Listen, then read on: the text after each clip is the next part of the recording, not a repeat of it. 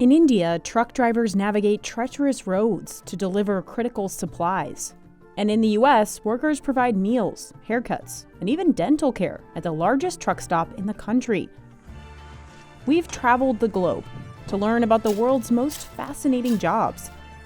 We'll start with the people making food consumed miles above the Earth's surface. Airplane food has a bad reputation, but the Qatar Airways cooks are whipping up high-quality food every day. Every single dish is made from scratch at the Qatar Airways catering kitchen in Doha. It churns out more than 200,000 fresh meals a day, even for regional short-haul flights. It all needs to be prepared about 48 hours before takeoff. I think perhaps the biggest challenge is just ensuring that there's consistency and that everything runs smoothly. The chefs here believe it's part of the reason the airline has been named #1 in the world for the 8th time since 2011. This kind of cooking used to be the standard in most flights in America too, no matter what cabin you flew on. But today, most US airlines don't run their own kitchens, opting to buy from catering services instead. So why has economy airplane food gone from luxury to a point of ridicule in the US? And why do so few airlines still cook their own meals? No workers are allowed to step foot in the kitchen without walking through this air shower corridor first. To ensure that we have no biological or any physical contaminants go into the kitchen. This is Felipe Hempe's playground. 4,000 people from 38 countries work at the Qatar Aircraft Catering Company, or QACC. It's a part of the Qatar Airways group. The team develops new menus every 3 months. All the produce is fresh, even though they're operating in a food desert. They go through 30 metric tons of fruits and vegetables daily and use custom machines to help prep them for meals. Like this bin that can wash 12,000 peppers a day. And this machine that peels 6 cantaloupes in under a minute. Other produce like dragon fruit, strawberries, white asparagus get a more delicate treatment. They're peeled and carved by hand. It's a big routine, making almost 200,000 meals a day. The team is rotated throughout their time working here. Inside the hot kitchen, the aroma of cumin, garlic, and onions fills the air. Chefs prepare dishes of several different cuisines, from Indian to Arabic and Asian. We base them mostly on the demographics of that flight. For example, for America, we have a lot of traffic from the Indian subcontinent. They use over 300 potatoes every day to make aloo tikki, a popular street food in India.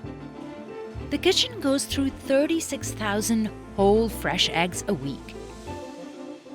And another 3.5 tons of pasteurized egg whites are turned into 12,000 omelets a day.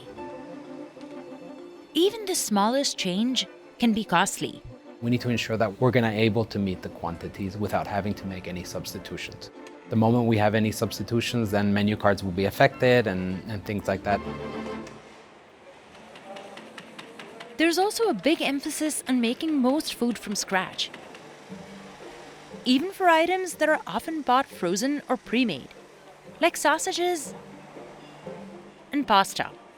If you're ordering ravioli from economy class, you're getting freshly made pasta, which not many airlines do that. Bread products are also prepared on site. Bakers churn out 10,000 croissants an hour, as well as handmade focaccias.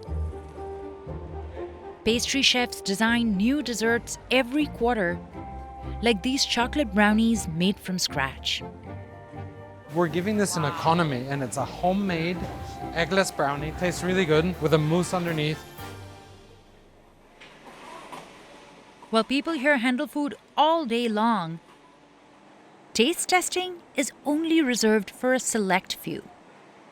For each of our kitchens, we have a centralized tasting area.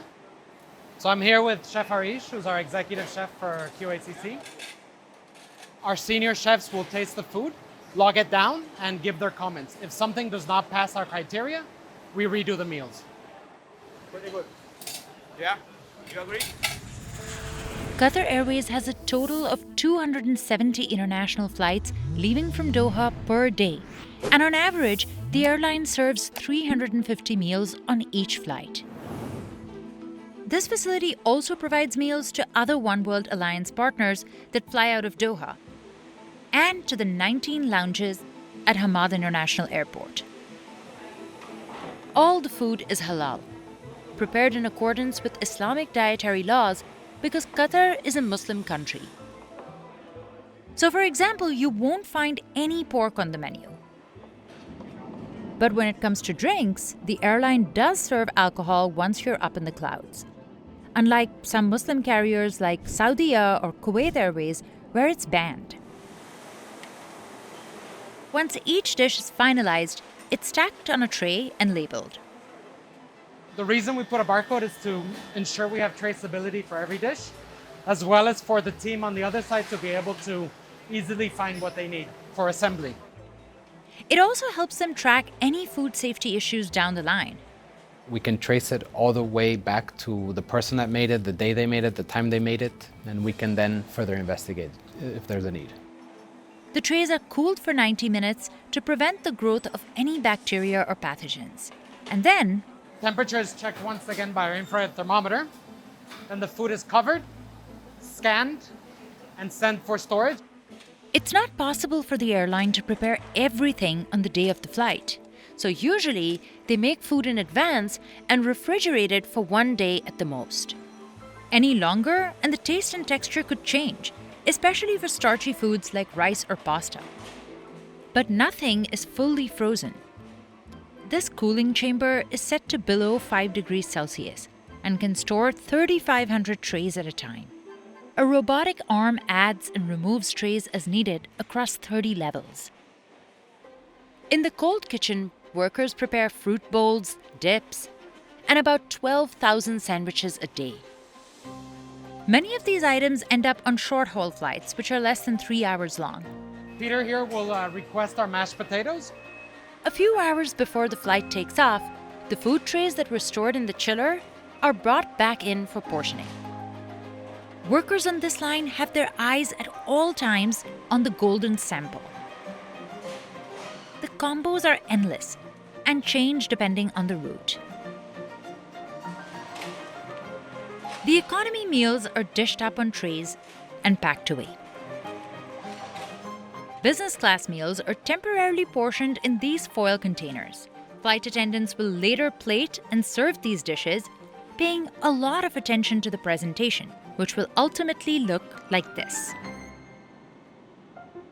Qatar Airways tries to bring hints of luxury to economy too, in the details. They offer 18 meals that customers with special dietary needs can pre-order. We have sort of our religious meals, we also have our medical meals, and then we have our specific meals like child meals, etc. The culinary team has designed 50 meal choices for economy and first class each, and 150 for business class that are dished out based on a flight's route and duration. Every cabin gets real silverware. All these items are dried, hand-polished, and assembled again, ready for the next flight. We're always looking at ways to reduce single-use plastic. We are looking at materials for our meal kits to be able to have less impact on the environment. Qatar Airways won several awards, including the Apex Award for Best Food and Beverage. But they can't maintain high standards by only sourcing local products, as Qatar is one of the hottest and driest countries in the world, with no lakes or rivers. Growing things here is hard. Currently, we have more imported ingredients than local. However, this is something that we're trying to change. We're working together with a lot of local farms, fisheries to provide some of our products. That includes tomatoes, cucumbers, spinach, and bok choy. The trays are stacked on these carts that are rolled onto trucks that head for the tarmac.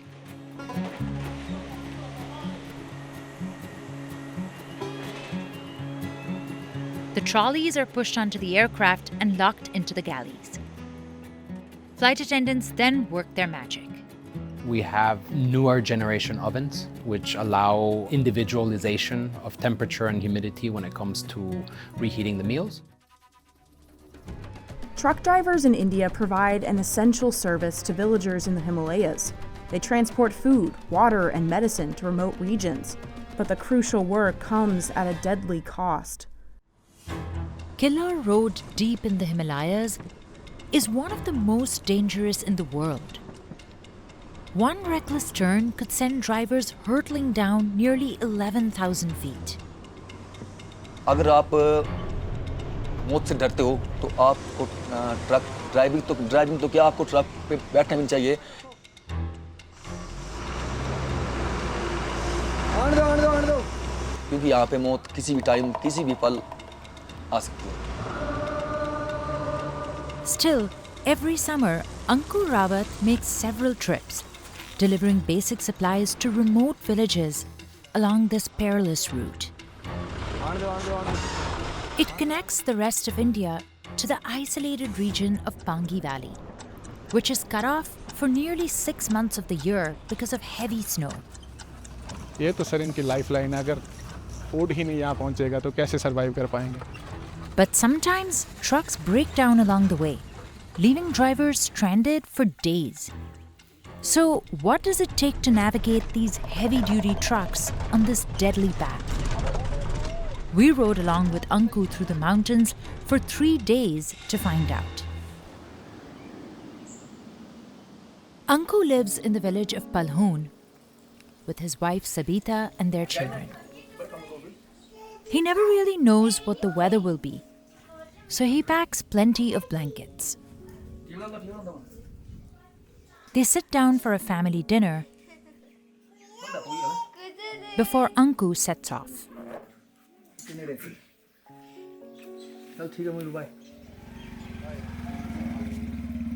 He first picks up the truck from a private parking lot that rents them out.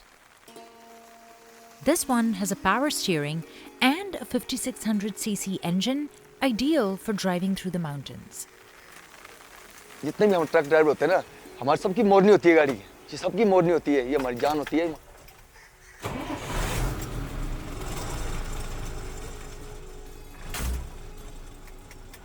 मुझे अपने घर का उतना पता है जितना मुझे गाड़ी के कोने-कोने का पता है.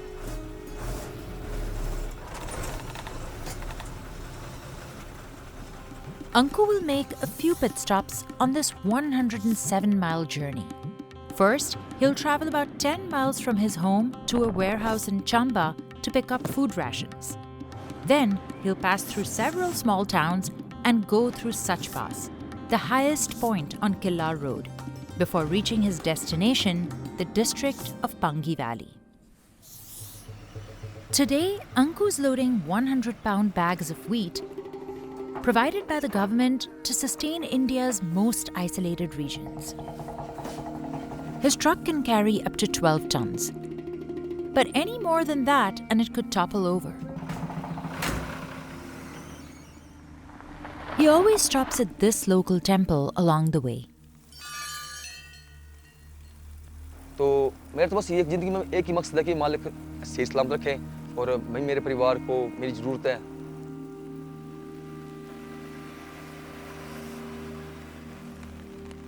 The truck can hold up to 250 liters of diesel. But there are hardly any gas stations along the route. जब हम यहाँ पे आते हैं तो अपना तेल लेके भी आते हैं क्योंकि ट्रक टुक्को में फिर तेल खत्म हो जाएगा तो कहाँ से लाएंगे.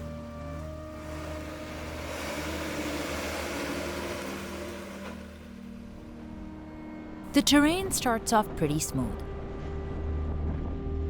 But as the truck goes uphill, it gets rough. And his speed drops below 10 miles per hour. At this point, the road is only 10 feet wide. And there's barely room for 2 cars to drive next to each other. So when another vehicle approaches, Anku needs to carefully reverse, sometimes by hundreds of yards. इन सड़कों पे 2 घंटे 3 घंटे एक pickup आगे से truck रुक गए 4 घंटे 5 घंटे पूरा दिन जाम लगा नॉर्मल सी बात है. Luckily, he's traveling with truck conductor Mohammad Nisar Mughal, who jumps out and guides Anku around blind spots and dangerous turns. आगे पीछे देखना पड़ता है कि गाड़ी कहीं टच नहीं हो जाए ऊपर। कभी गाड़ी नहीं चढ़ती है तो मतलब पत्थर लगा के फिर चढ़ाना पड़ता है ऐसे। There are no guardrails to prevent them from veering off. क्योंकि पहाड़ों पे कई बार ऐसा होता है कि बारिश में जब हम गाड़ी चलाते हैं, अगर ब्रेक 2 इंच अगर लेट लगी ना तो गाड़ी स्किड हो जाती है।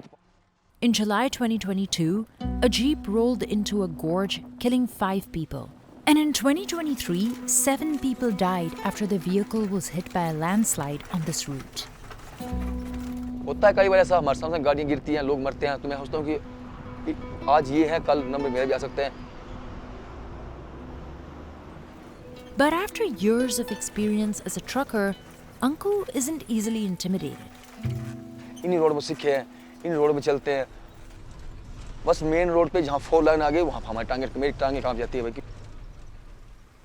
All the traditional rules of the road don't really apply. Truck drivers communicate with hand signals, which becomes important during moments of congestion like this. हमने ऐसे किया तो ऐसे किया, कई बार हम ऐसे करते हैं, कई बार हम ऐसे करते हैं, कई बार हम ऐसे करते हैं, तो इसके बड़े साइन होते हैं। They also use pressure horns, which are illegal in India. But Anku says they need them for safety reasons. अगर इन पहाड़ों पे ये प्रेशर हॉर्न ना हो तो आगे से आने वाली गाड़ी को क्या पता लगेगा, छोटी गाड़ी की बड़ी गाड़ी है। Anku doesn't wear a seatbelt either, even though under Indian law he's required to. He says for this type of driving, they can do more harm than good, as they restrict the driver from leaning over. Seat belt पहाड़ों पे मौत है। But stats on semi-truck accidents show that drivers are more likely to survive if they buckle up. In this state alone, trucks and buses accounted for 12% of all fatal crashes in 2022. Landslides and snowfall have also weakened this road structure, forming ditches and piles of debris. So the government hires contractors to keep repairing it. Qilla Road started off as a footpath with narrow trails carved by shepherds and traders who were trying to reach the remote Pangi Valley. Legend has it that residents of Chamba fled to the hidden region to escape Mughal invaders. Others believe that in the 16th century, the king of Chamba banished criminals to this isolated region. These days, Qilla Road is used mainly by tourists, bikers seeking an adrenaline rush, truckers, and local residents. After about 8 to 9 hours of driving, the men pull over. They make a fire to start cooking with groceries they brought from home. But even during dinner, they stay vigilant in case they are confronted by wild animals or thieves. रात को गाड़ी load होती है तो लेकिन हम इतने मतलब चौकस होते हैं कि जरा सी भी आवाज कर दे गाड़ी तो एकदम नींद खुल जाती है कि क्या हुआ। There are no hotels for miles, so they sleep in the truck's cabin. आप मुझे किसी होटल में ले जाओ, VIP कमरे पे आप मुझे सुला दो ना, पर जो मुझे फील गाड़ी में बैठ के आता है ना, तो ये तो हमारी माँ होती है, हमारा घर होता है ये। चलिए उठ जा। The next day, they start driving at the crack of dawn. Qilla Road gets even more treacherous and spectacular as trucks pass through waterfalls and incredibly tight spaces. जब मैं ये ट्रक लेके आया था तो मुझे लोग मना कर रहे थे कि भाई ये बड़ी हाइट है। Vehicles along this route often run into mechanical problems. This truck carrying grains to Pangi Valley broke down after the gearbox stopped working. The mechanic says the nearest store for car parts is about 180 miles away. मैं ही आता हूँ यहाँ। अब हम यहाँ से कम 20 kilometre दूर जाएंगे पैदल। वहाँ पर जरा सा सिग्नल आएगा मोबाइल का, वहाँ से फ़ोन करेंगे, मैसेज देंगे किसी बंदे को, फिर वहाँ से सामान भेजेंगे वो। The whole process will take 4 days, and the truck will just stay here until then. Anku and his team carry on with their journey.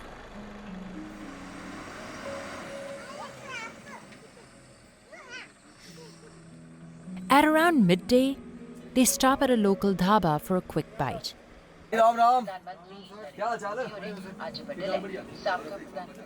These cafes cater to truck drivers. The people who run them, like Lakshman Sharma, understand how hard it is to drive around here. भगाने की road नहीं है तो भगाना कहाँ से है? बंदा पैदल चलेगा तो बंदा पहले पहुँच जाएगा बैरागढ़ और किलाड़ में तो गाड़ियाँ उसके बाद पहुँचेगी. But even these cafes close down once it starts snowing around October.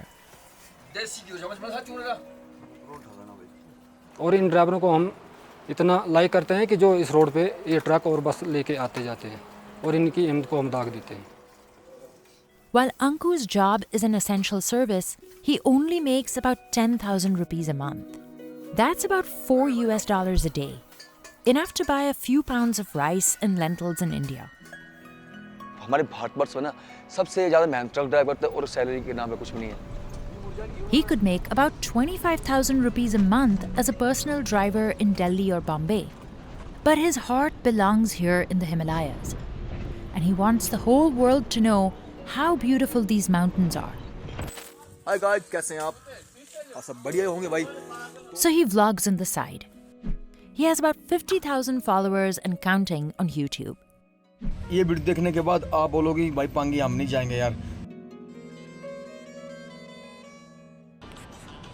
आने दो.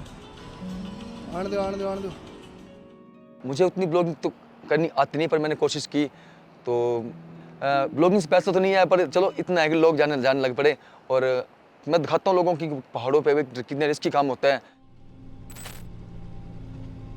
But the most treacherous part of this route is getting through Sach Pass. At nearly 14,500 feet, Sach Pass is one of the highest navigable places in the state of Himachal Pradesh. Drivers are advised not to stop at the top for more than 5 minutes because there's so little oxygen in the air.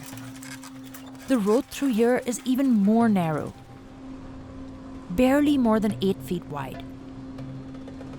So, Anku needs to be extremely mindful when navigating the steep slope. पर साच पास में आज दिन तक जो गाड़ी फंसी है ना सीजन के टाइम में तो वो गाड़ी कभी फिर बनी नहीं फिर. और साच पास में आप जैसे मैं ट्रक है हमारा ना हम ट्रक वाले कभी गाड़ी बंद नहीं करते हैं. अगर गाड़ी बंद कर दी फिर मुड़ के स्टार्ट नहीं होगी.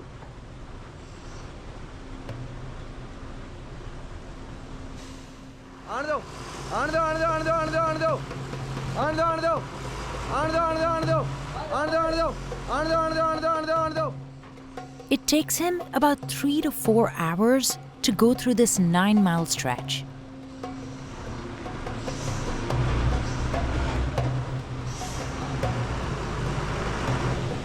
उसाई अपने साइड रखो.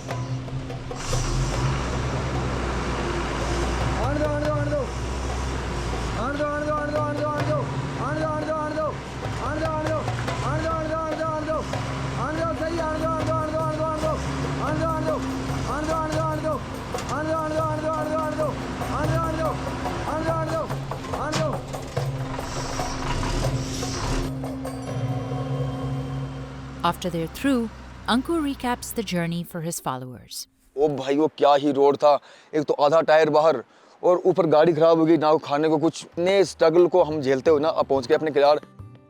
Kilar is among 106 villages in Pangi Valley, which has a total population of just 18,000 people. साल के तो कोई 6 महीने तो ये डिस्कनेक्ट ही रहता है. ये वनस्पति वगैरह ये सब खत्म हो जाती है एक बर्फ से ही. Almost 200 trucks head there every summer, carrying food, medicine, and other basic supplies. They're stored at this warehouse for the winter, and residents buy them at a subsidized rate set by the government. अगर वो truck ना पहुंचे तब तो sir इनकी life line बिल्कुल ही disturb हो जाएगी. As soon as they're done unloading, Anku and his colleagues hit the road. Along the way, they pass by a nomadic community called the Gujars. For Anku, catching up with them over a cup of tea has become a ritual. Even though driving through these mountains is a part of Anku's identity,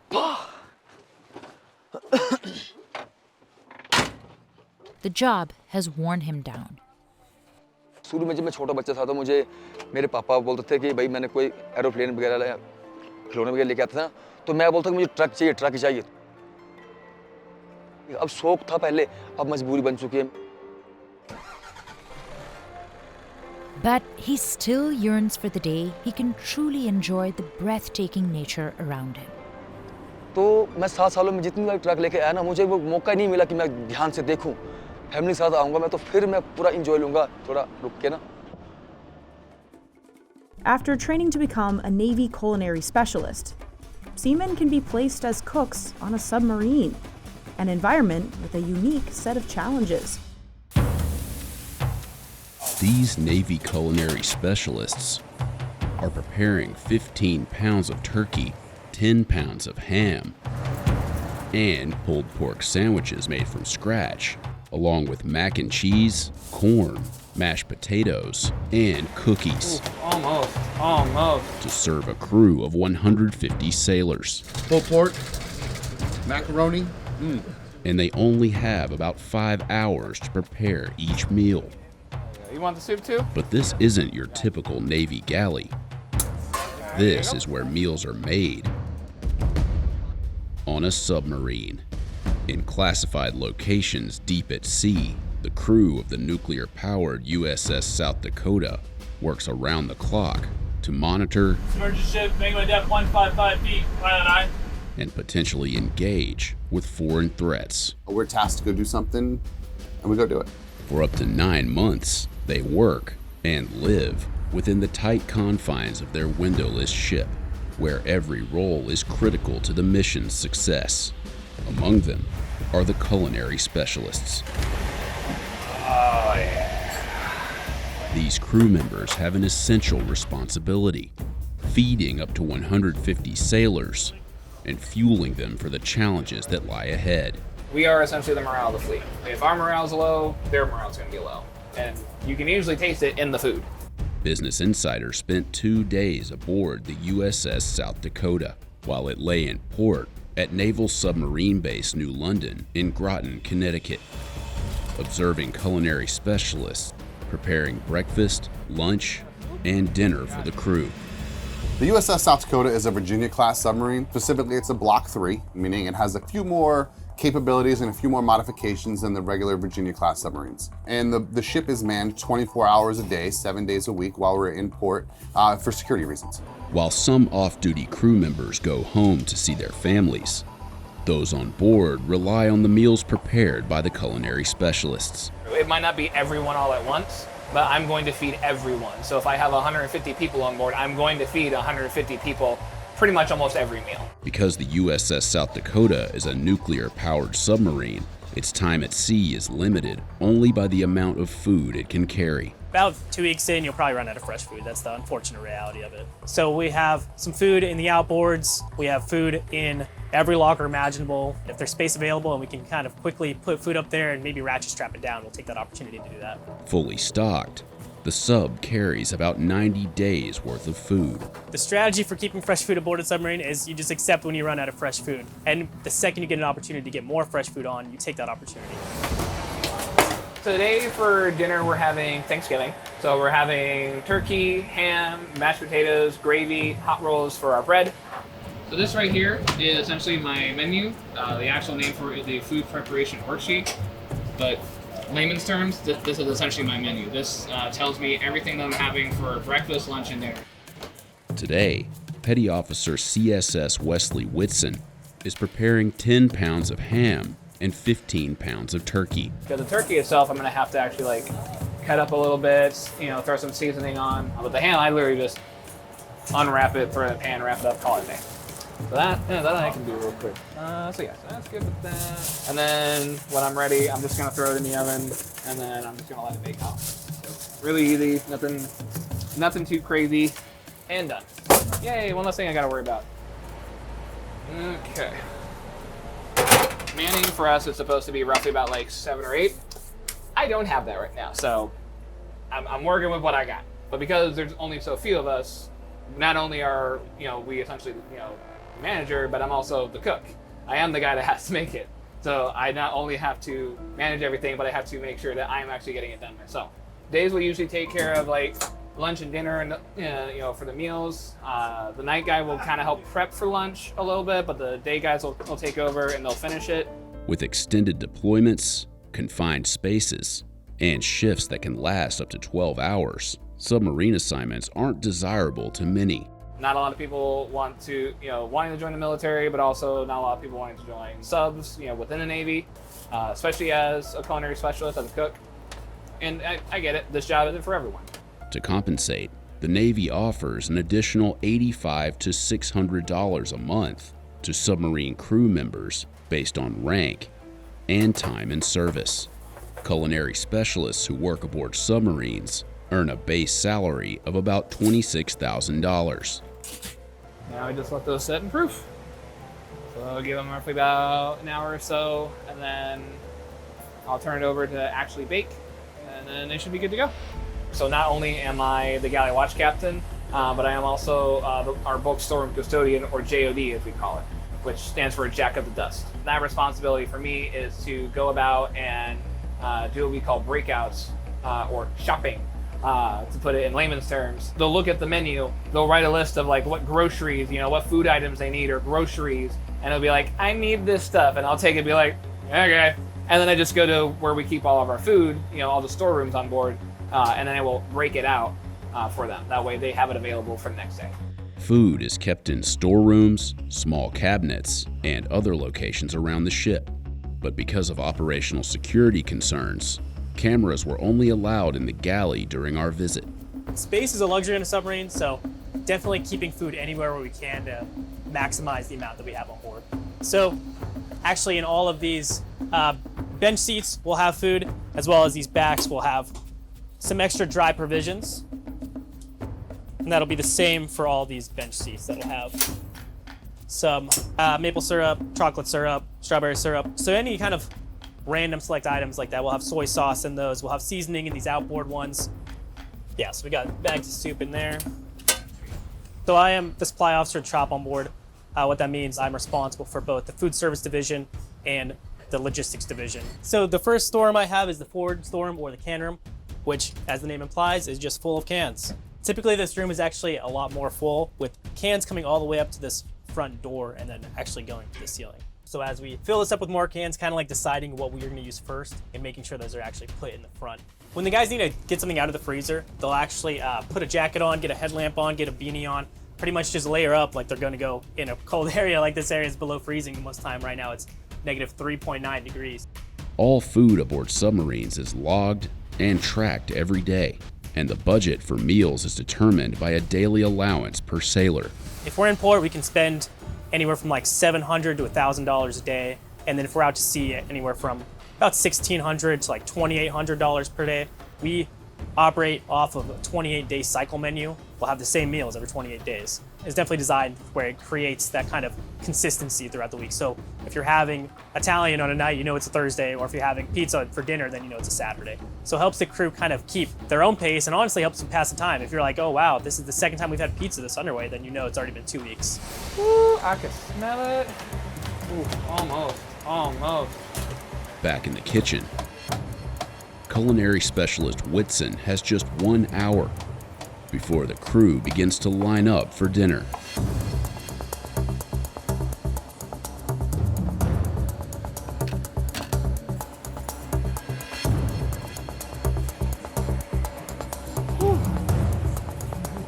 How's it feel to be done cooking?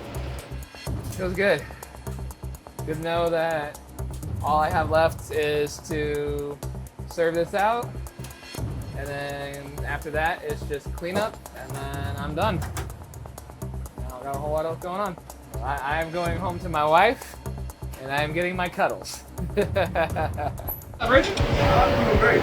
I will take everything but the ham. Extra ham? I got it. Extra ham. I got it. Just for you, because I know how much you love that pork. Oh man, you already know. No corn and no soup. Extra corn, extra soup? I got you. Great. I remember. I honestly love cooking. I love being in the galley. I love working with food. I love putting out really good meals and making people happy with them. I like seeing everyone being fulfilled and having a good meal and enjoying themselves with it. On a sub, there is no internet, cell service, or access to the outside world other than mission-critical communications and the occasional email from family transmitted via secure satellite, leaving crew members to find their own ways of staying entertained during the little downtime they get. I'm either reading a book, watching TV, whether it be like a TV show or a movie, or I'm playing on my laptop. My favorite way to pass time underway was honestly just spending time with my guys. Maybe if it's just playing chess in Cruise Master, like even just listening to music in my room or listening to music in the wardroom, just kind of distracting yourself in a way, but also keeping yourself busy while keeping your mind active. I think that's the best way to do it. On every submarine, the crew's mess is designed to reflect a piece of the state it's named after. Aboard the USS South Dakota, the space draws inspiration from Deadwood's iconic Saloon Number 10. That's where the crew goes to relax. It's also where they eat. That's also where they, kind of let their hair down and study if they need to, or play cards, play dominoes, play video games, conduct training. It's kind of about all purpose. And that's what the Deadwood Saloon was to South Dakota back in the 1800s. The next day, culinary specialist Lupin Jimenez steps into the galley, ready to prepare breakfast for the crew. On the menu this morning, steak and egg burritos, pancakes, hash browns, and bacon. It takes 3 hours to prepare the meal. May I do a steak burrito with eggs and bacon? And at 7, the hungry sailors make their way to the crew's mess for breakfast. As breakfast comes to an end, When you getting that pork butt going? Here in a couple minutes. Are you guys starting lunch already? Yeah. there's barely a moment to rest.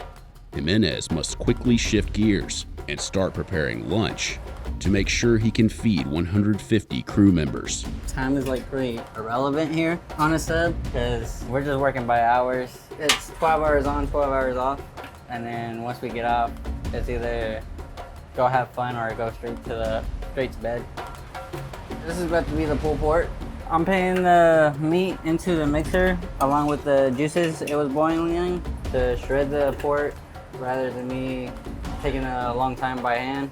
The quicker you get it done, the less you got to worry about. But you still got a time management to the meal hour. That way it doesn't just sit on the line for a very long time because that becomes a bad thing. Meal today that we're having for lunch, the pulled pork, mac and cheese, and the corn chowder. It's actually one of my favorite things to make. Out of all of them, the mac and cheese is probably my favorite thing to make.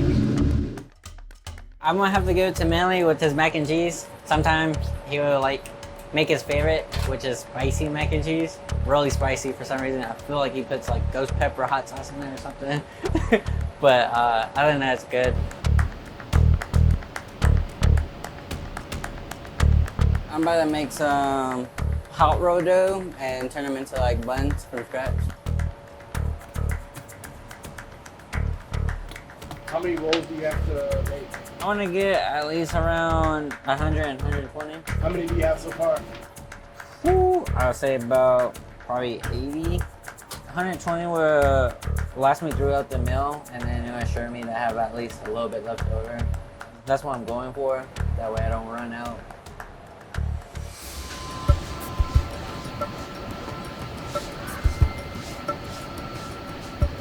A bit more salt. Do you have potato in there? No, we don't got potato. So do you have?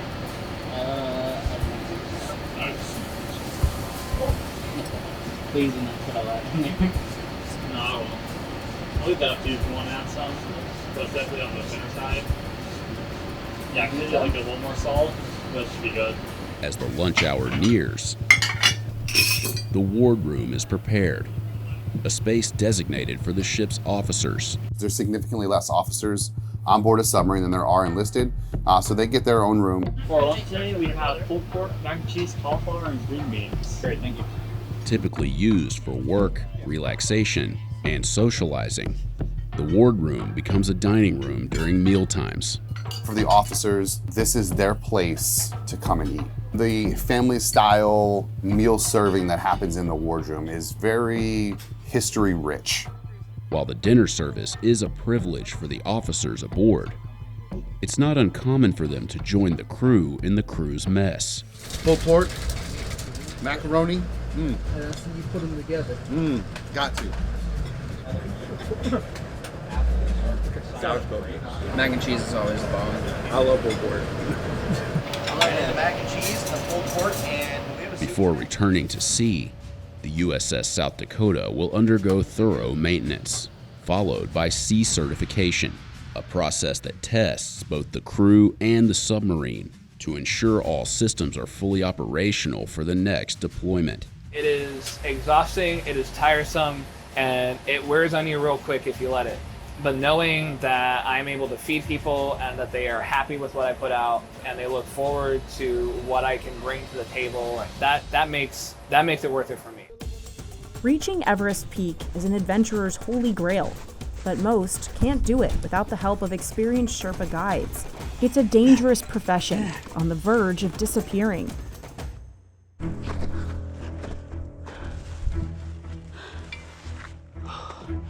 A small shift of this ladder can turn catastrophic in a matter of seconds.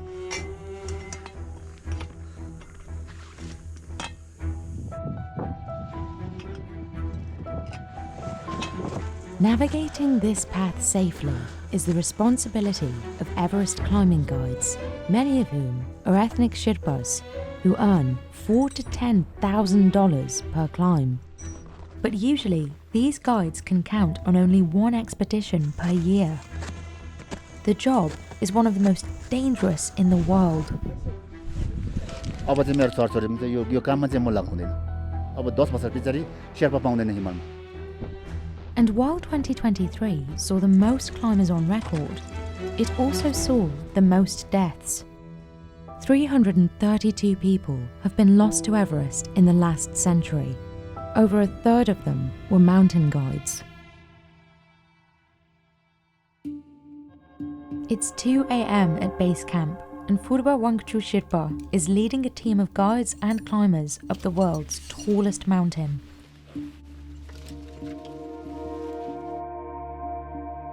अहिले चाहिँ म हिसाब गर्दाखेरि 48 पुगे अझै 2-3 वर्षसम्म चाहिँ Everest नै चढ्ने चाहिँ मेरो आशा छु.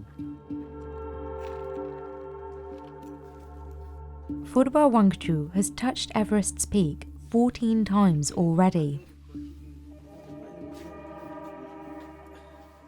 पहिलोचोटि चढ्दाखेरि त अनुभव त के हो माथि पुग्दाखेरि त आफ्नो सबै परिवारहरू आफ्नो साथीहरूले पनि सबै बिर्सिन सक्ने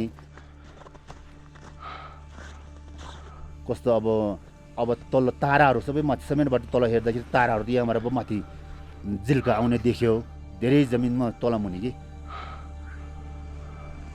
के हो त्यो बेला त समेत अब खुसीले हो कि न केले हो दुःखले हो अब धेरै नै उ भयो उत्साह भयो खुसी भयो भनौँ न.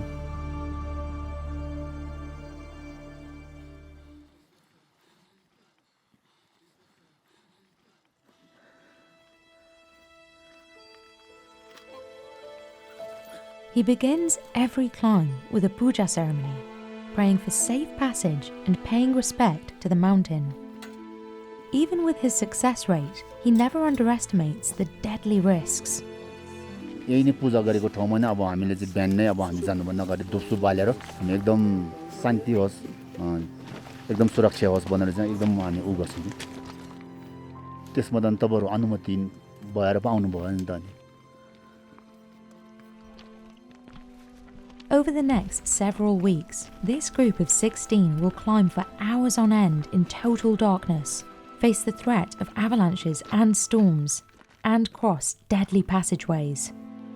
Furba Wangchu and his team of experienced guides are their best chance of making it to the summit and surviving. It gives you a lot of confidence.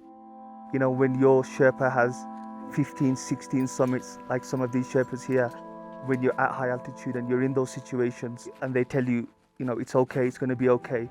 It's very reassuring that they've summited so many times. It's more than just mentally reassuring. On the mountain, the choices guides make directly affect whether a climber lives.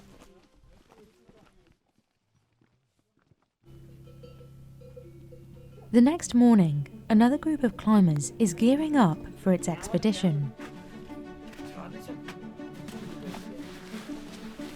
It takes a bit of time, you know, to put it, but it saves your foot on the minus 30 or 50 sometimes. Near base camp at 5,364 meters, climbing guides lead a vital training course. Without this refresher, climbers won't know how to work with their specific expedition team. The guides are using the limited time they have today to review how best to handle steep inclines and to teach this team how to problem solve on the spot. Sorry.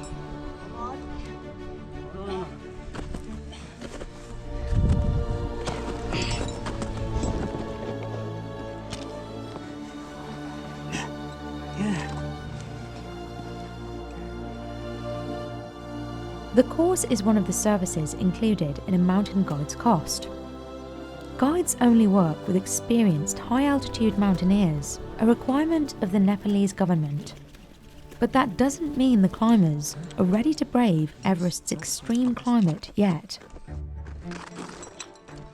I think if you are talking about high altitude mountaineering, it's important to do this, you know, at least every 6 months. It keeps your body ready for, I think, lack of oxygen. I came here by helicopter, which is not probably, it was not the best idea. So the first day was quite hard. It'll be Ismail's second attempt at summiting Everest. He confronted the danger that awaits his new team over a decade ago. We almost reached 8,500, but because of the very unfavorable weather conditions, had to return. So the summit was very close. So after 11 years, I'm back. Ismail averted catastrophe in his first summit attempt, but not everyone is so lucky. When climbers are critically injured, guides have to be prepared to switch an expedition to a rescue and provide emergency relief. In May 2023, a team of Sherpa guides rescued a climber from Everest's death zone.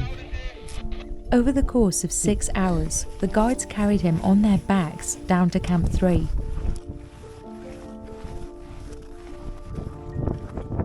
Since the 2019 season, as a safety measure, Nepal has required every climber to be accompanied by at least one climbing guide. And choosing a local guide has its distinct benefits on Everest.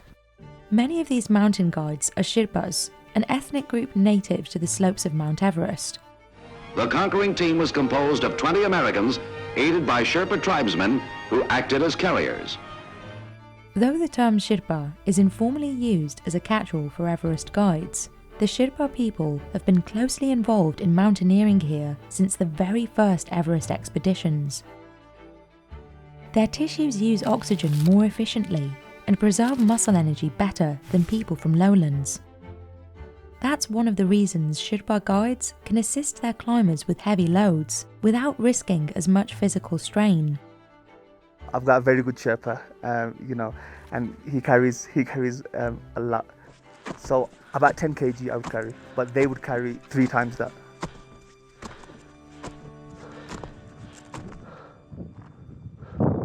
And it's indispensable, especially here at the Khumbu Icefall, where 3 Sherpas lost their lives in 2023.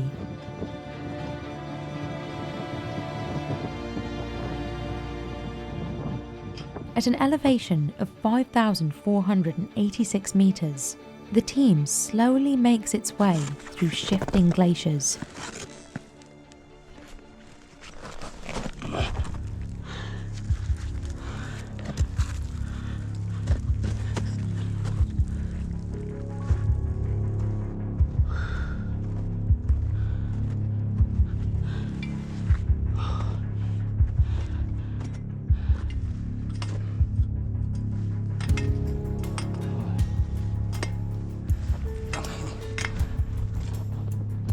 The group is also relying on the work that locals known as icefall doctors did months earlier. These specialised climbers establish the safest route to the top of Everest every season. A separate fee of $600 per expedition member goes to these icefall doctors to use the ladders and ropes they set up.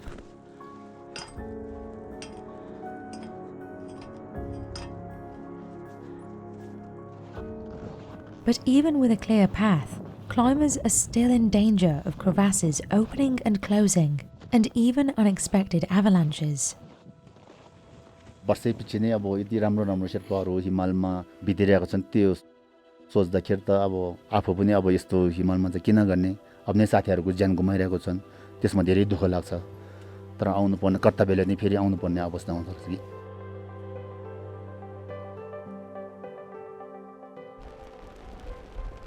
Considering the danger, it's no surprise that mountain guides are one of the biggest expenses in summiting Everest. Climbers pay as much as $100,000 for the expedition and a chance at standing at the top of the world. For each of these climbs, guides certified by the International Federation of Mountain Guides Associations can charge agencies $10,000. Less experienced climbing guides make only $4,000 per climb. The agency Furba Wangchu works with, Makalu Adventure, says it pays guides an additional $1,500 for every successful summit. I think it's okay for what it is. It's okay, and you know, the Nepalese government have to make money from it. The Sherpas have to make money, and you know, it would be an insult, I think, if we would just come and pay hardly anything and summit the mountain. The majority of summits occur in the spring season, so most guides are hired for only one expedition, limiting their yearly income. Furba Wangchu says guides don't see enough money to justify continuously risking their lives.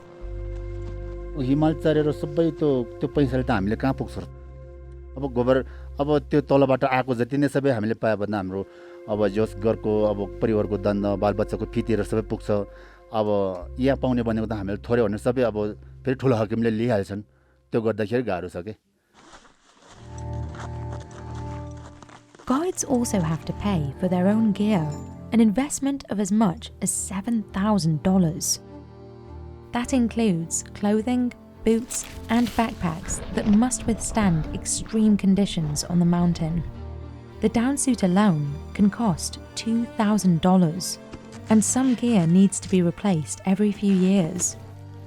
Oftentimes, working as a guide in the increasingly commercialized Everest industry comes out of necessity. अब यो माउन्टेनियरिङमा लाग्नेको कारण चाहिँ किनभने हामी चाहिँ दुर्गम क्षेत्रमा जन्मेर त्यहाँ हाम्रोमा स्कुल नजिक आइपुगेन स्कुल नजिक आइपुग्दाखेरि हामीसँग सम्पूर्ण जस एजुकेसनहरु प्राप्त भएको छैन त्यही कारणले अब हामीले पनि अब केही आय स्रोतहरु चाहियो त्यही कारणले गर्दा हामी यो माउन्टेन क्षेत्रमा लागेको हौं To stay afloat, Furba Wangchu takes on other work. अब चाहिँ म खेती गर्छु गाउँमा मकै आलु यताउता खेती गर्छु This is common for many local guides who struggle to make ends meet from a job that routinely puts their life in danger. मैले भने हाल्ने नै क्लाइम्बिङ शेर्पा बिना अब एभरेस्ट सक्सेस हुँदैन भनेर कहिले आउँछ भने थाहै हुँदैन त्यही भएर लाइफको ग्यारेन्टी नहुने कारण त्यही हो That's one of the reasons Dawa Geljin Sherpa quit his career as a climbing guide. हिजो तीनजना शेर्पा हिजो भर्खरै त्यहाँ आइसफलमा परेर अब गयो नि त उसको बच्चा कतिवटा अब के गर्ने उसको सावधान थियो होला उसको चकनाचुर भयो अरु उसको फ्यामिलीले के भयो चकनाचुर भयो आर्मीमा जानेर हिमालमा जाने एउटै हो तपाईको लाइफको ग्यारेन्टी हुँदैन तपाईको Like Dawa Geljin, Furba Wangchu openly questions whether the risks are really worth it, and he thinks it's a question more Sherpa guides will ask. अब 10 वर्ष पछाडी शेर्पा पाउँदैन हिमालमा पाए पनि धेरै महँगो पर्छ If Furba Wangchu is right, a declining number of expert mountain guides will coincide with the growing Everest tourism industry. In spring 2023, Nepal issued a record number of 478 permits to summit Mount Everest. This broke the record set 2 years earlier when it issued 409 permits. But as the industry grows, so too does the frequency of fatalities.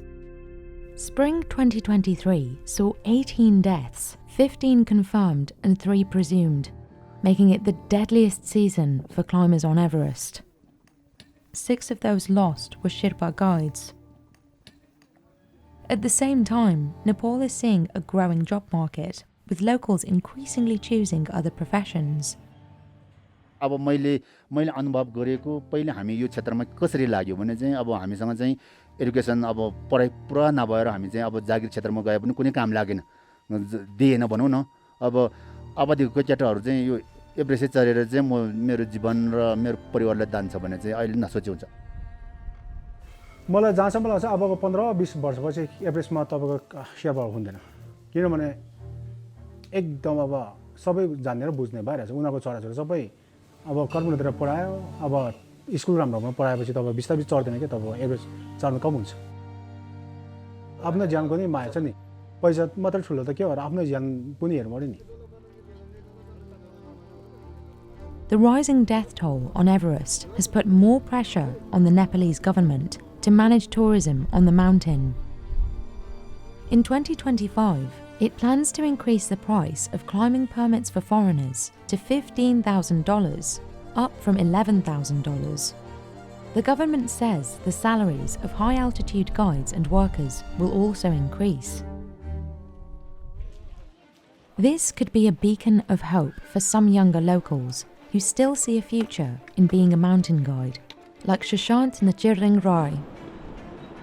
Climber अब अहिले porter गरिरहेको छु अब guide अनि त्यसपछि climber भएपछि अब यसो 1-2 जना गेस्टलाई लाने विचार छ ल है ए मकै नेपाली पपकर्न हाई अल्टिट्युडलाई बजा अरु Unlike Purva Wangchu, Shashant is able to pursue his education. Still, the mountain compels him. अब खासमा भन्नुपर्दा एनर्जेटिक अलिक स्ट्रङ भन्न न यही काम गरिरहेको छु नाम कमाउँछु कि भन्ने आशा अब म पछि क्लाइम्बर भन्छु भन्न सक्छु But the truth is that the future for guides on Everest is unclear.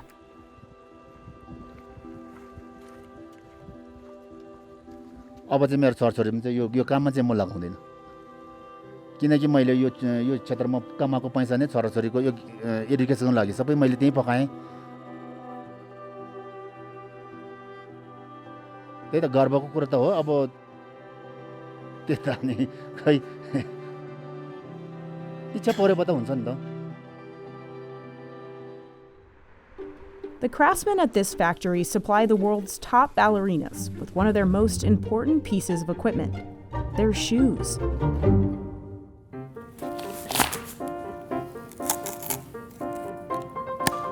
This is how a professional ballerina customizes her point shoes for a show. Destroy them, basically. To everybody else, it looks like we're destroying them. Just bang it out a little bit. It's actually kind of fun. I enjoy it, kind of. But after just one day of rehearsing and performing leaps, turns, and pirouettes, the shoes will be completely unusable. This is a used shoe. That's why New York City ballet dancers go through about 7,000 pairs every year. And all of them come from Freed, of London, which has been one of the world's leading ballet shoe manufacturers for nearly 80 years. We supply all over the world. There really isn't a country that we don't work with in some capacity. Its methods haven't changed much over the decades. Every single shoe still has to be formed and stitched, mostly by hand. But this traditional approach makes it hard to keep up with the nonstop demand from some of the largest ballet companies in the world. We are constantly playing catch up. The New York City Ballet buys all its shoes from Freed of London, one of the first companies to customize shoes to dancers' feet back in 1929. Mr. Freed had been a point shoe maker for another company, and he wasn't very satisfied with how the shoes were being produced. Before Mr. Freed, the point shoe was very much one size, one width, so a dancer had to squeeze their foot into it. And he came up with this concept, which seems so normal today, of making different width fittings. They all start with stapling a leather sole to a mold. And this is where the consistency comes into it. Just make sure they're all the same. Shoemakers like Alan Doherty make custom shoes for specific dancers. He's currently assigned to more than 600 ballerinas. He is really one of our most popular makers. But the factory only has 24 shoemakers who make customs, and they supply some of the largest ballet companies in the world, including the Royal Ballet in London, the American Ballet Theatre, and the Paris Opera Ballet. We are constantly playing catch up. Many of our point shoe makers, their work schedule is booked right through to the end of 2026.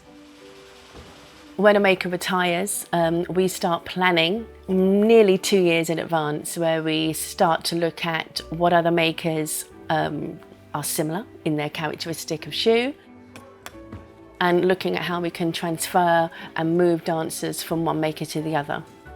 Still, Freed manages to pump out about 2,500 pairs a week. Most of the process is done by hand. No, here comes the messy bit. The founder of the company, Friedrich Freed himself, created the paste that makes up the box, which the company keeps secret. It's basically flour, water, and a few secret ingredients, which I'm not allowed to tell. It's like putting your hand in porridge. The paste is what makes the shoes so malleable, adapting to the exact shape of a dancer's foot. But it's also why they wear out so quickly. Alan can make 34 pairs in a single day. So everyone makes different amounts. Some make 28, some make 30, some make 32, other 34s, one does 41. Putting in the pleats is the hardest and most crucial step. What this consists of is twist and pull. It's what gives them the strength, the pleats. We try and be precise as best we can. It is a handmade job, so we can't be perfect all the time. Now they're ready for stitching. Sewing and stitching are the only steps where they use machines. Most of our competitors have now closed their home or native production and moved offshore and gone into a much more automated sort of machine-made approach. But we still are true to the beginning idea, which is hand-making shoes, bespoking shoes, giving the dancer what they need. Once the shoes are made, they have to be maintained and fitted, and that's where the dance company's shoe department comes in. The New York City Ballet spends nearly $1 million a year buying point shoes for its dancers. And Daniel Wong is the only one keeping track of them all. Right now I have about 9,000 pairs of shoes in this room. A point shoe has 3 main sections: the box, the vamp, and the shank, also known as the sole. The box is what makes a point shoe, well, a point shoe. It helps create the illusion of a dancer being on the very tip of their toes. This has a platform right here that the dancer can stand on. The vamp covers and supports the toes as they bend. The measurement has to be very precise so that it doesn't get in the way. The shank supports the dancer's arch while on point. Strength of the shank can be different depending on what the dancer wants. So really every single piece of the shoe can be customized. While a dancer is on point, the pressure on their feet and ankles feels like 12 times their weight. So if the fit of the shoe is even a little bit off, it could be dangerous. You can injure yourself if you're not wearing the right shoe. You can injure yourself if a shoe is too soft for your foot. So it's just important to find, a shoe that fits you really well. Hello. Good, how are you? I'm good. Dancers have preferences. My job is to make sure that they have shoes that they're comfortable with, but also don't get them injured. Which one should we start with? We're going to do a 4.5 heel pin. Is the heel secure? I wouldn't mind raising it. I wouldn't say no to that. Okay. Wow. See, I like that. That's so much Sometimes more comfortable. Okay. Finding the perfect fit can take years, and dancers go through many trial pairs before landing on the right one. It's so Oh my God, that's so much better. It's so much better, and I feel better in them. You can kind of see there's like a 90-degree angle. I don't know how to show it, but there's like a 90-degree angle. That's like one of the customizations that I really like, just because standing on it and then rolling up to point feels a lot better. I've already had a few customs come in with these specs, meaning like the size and how short I wanted it. Which one is that? This is without cutting it. This is the 4.5. The 4.5, But this trial pair still isn't perfect. If I can do this, it's a little bit too loose. She'll be able to wear them, but you know, It's just they're more not the comfortable. best. It's not the best fit. For brands to stand out, color is key. And to get an exact match every time, companies need printers and ink mixers who rely on Pantone guides. For printers, Pantone is a fact of life. The whole 38 years I've been here, we've been using Pantone. If we went away from Pantone, a lot of our higher-end clients, I don't think they would want to do business with us anymore. Kevin uses Pantone guides to verify that printed colors match client orders. If they have a book and they pick the color, then we have our book and we know exactly what they want.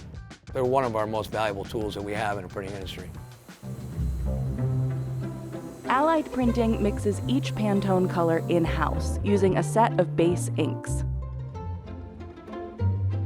If you mix to the formula, you're getting the Pantone color. Where if you're just shooting in the dark, you could be mixing ink all day long. Anthony is Allied Printing's resident ink mixer. Just go to page 65, find your color. This is 7-Eleven right here. So we want a 6-pounder. Usually I do my 6-pounders in a 1 gallon. This fits up to like 8 pounds.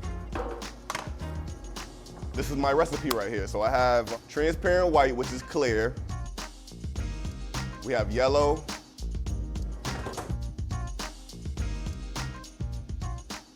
We have warm red. This one calls for 4.6 pounds. And then we have black. All right, so that's the last ingredient. Ready to throw it on the mixer. But Allied Printing doesn't buy ink from Pantone. It works with a licensed manufacturer. And to access color formulas, Anthony uses third-party software that's, again, licensed by Pantone. The only thing Allied Printing buys from Pantone are the guidebooks. After mixing, Anthony tests every batch to ensure it's consistent. I'll put down my sample first, and then this is my batch. Draw it down.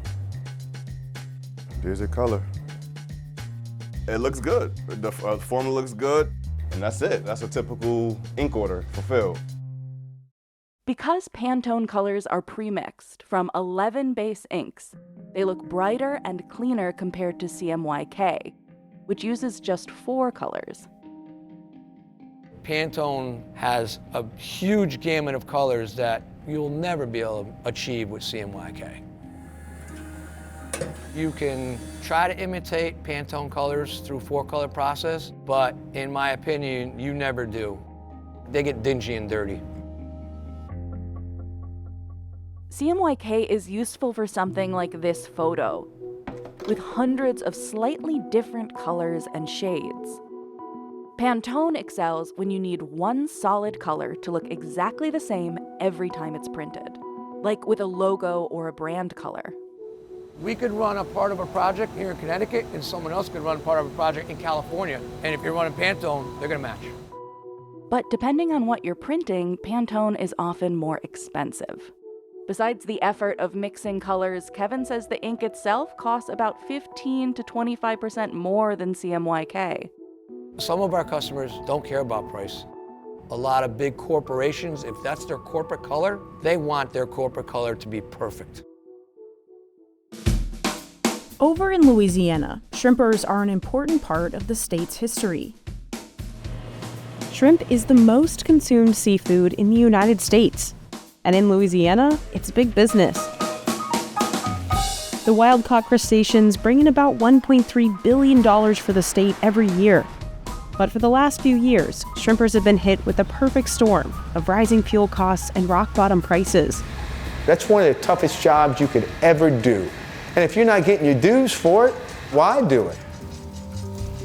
Producers say a flood of cheaper imported shrimp from India and Ecuador is sinking Louisiana's industry. But there's no way to feed America's skyrocketing demand without imports, which make up 90% of the shrimp the U.S. consumes. Up against these headwinds, companies up and down Louisiana's supply chain are closing up shop. If you worked hard and you did the right thing, you could become a millionaire in the 80s and the 90s. Now you could barely make a living. So how did the industry get this bad? And is it too late to save it?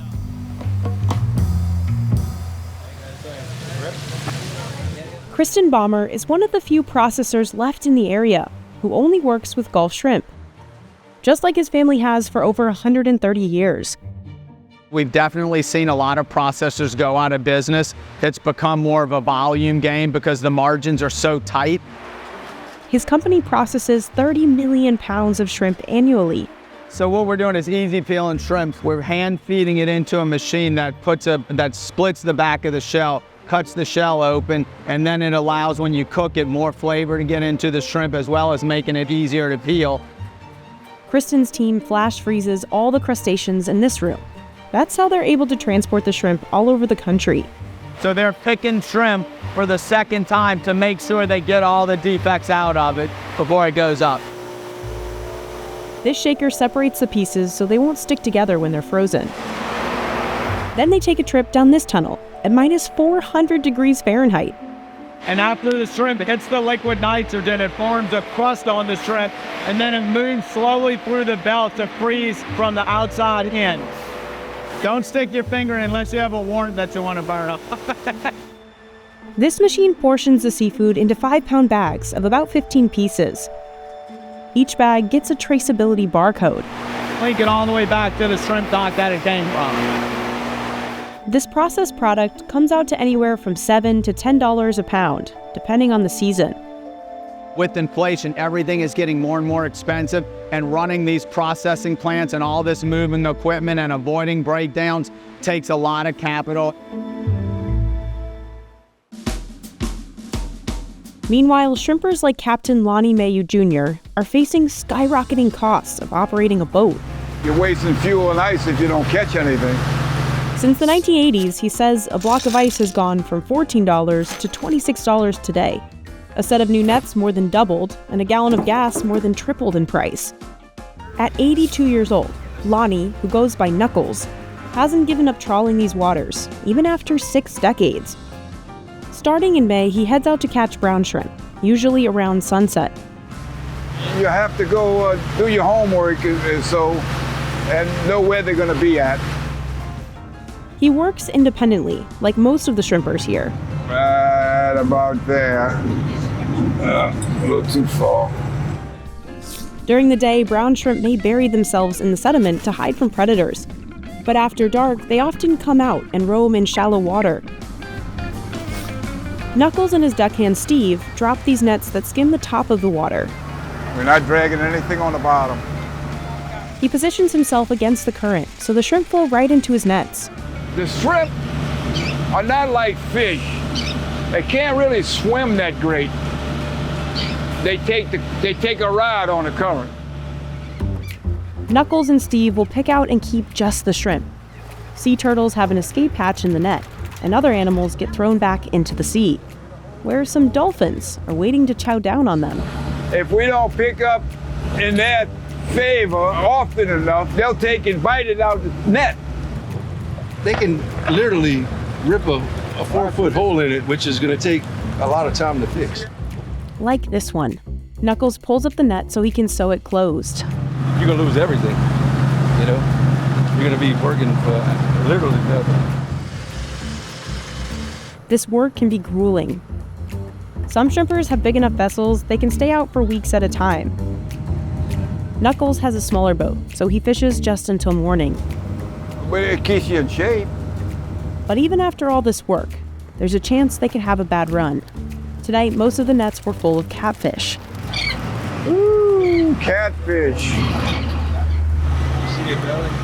It's full of shrimp. Full of shrimp. They went in the net, ate all the shrimp. We ain't got a pound of shrimp. It's all catfish. I'm gonna try pushing up, going a little further up in the lake or something. Knuckles spent $45,000 buying and fixing up his boat. It was meant to be his ticket to retirement. But now he's unsure that plan will work. You know, for me to get out the business, I gotta sell it. I got no retirement, but I can't sell a boat. Can't give it away. Nobody wants it. And most shrimpers agree it's getting harder to justify going out. For this boat to leave the dock, it's gonna cost me over $1,000. It's killing us. The farmers is killing us. Right now, nobody want to do it no more because they're struggling. Milena Cheeve has been fishing for 8 years. Like 60% of the state's shrimp boat owners, she and her husband are originally from Southeast Asia. With our education, there's nothing else we could do besides fishermen, especially like me and my husband, like in our mid-50s. Milena and her husband weren't able to go to college, but they hoped shrimping would help their kids do the opposite. Not enough to pay, especially when you have 2 kids in college. You're struggling. Dock owners are feeling the impact too. Because if we don't bring no shrimp, they don't make no money either. You know, when the shrimp boats go out, they're gonna kill the docks too. That's a pretty shrimp. Dean Blanchard's family has been buying and selling local shrimp for 5 generations. I was born in a shrimp dock. When I was a baby, they used to put me in a shrimp box. His dock, 2 hours south of New Orleans, was once one of the biggest shrimp suppliers in the country. But last year, he paid the lowest prices he ever has for the larger shrimp. 30-some years ago, they went down from $5 to $1.30. That's because he's selling it for so little to the peeling factories. Right now, it's the cheapest I ever seen in my life. I'm sick to my stomach. I ain't never seen nothing like this. Never in my life seen it this bad.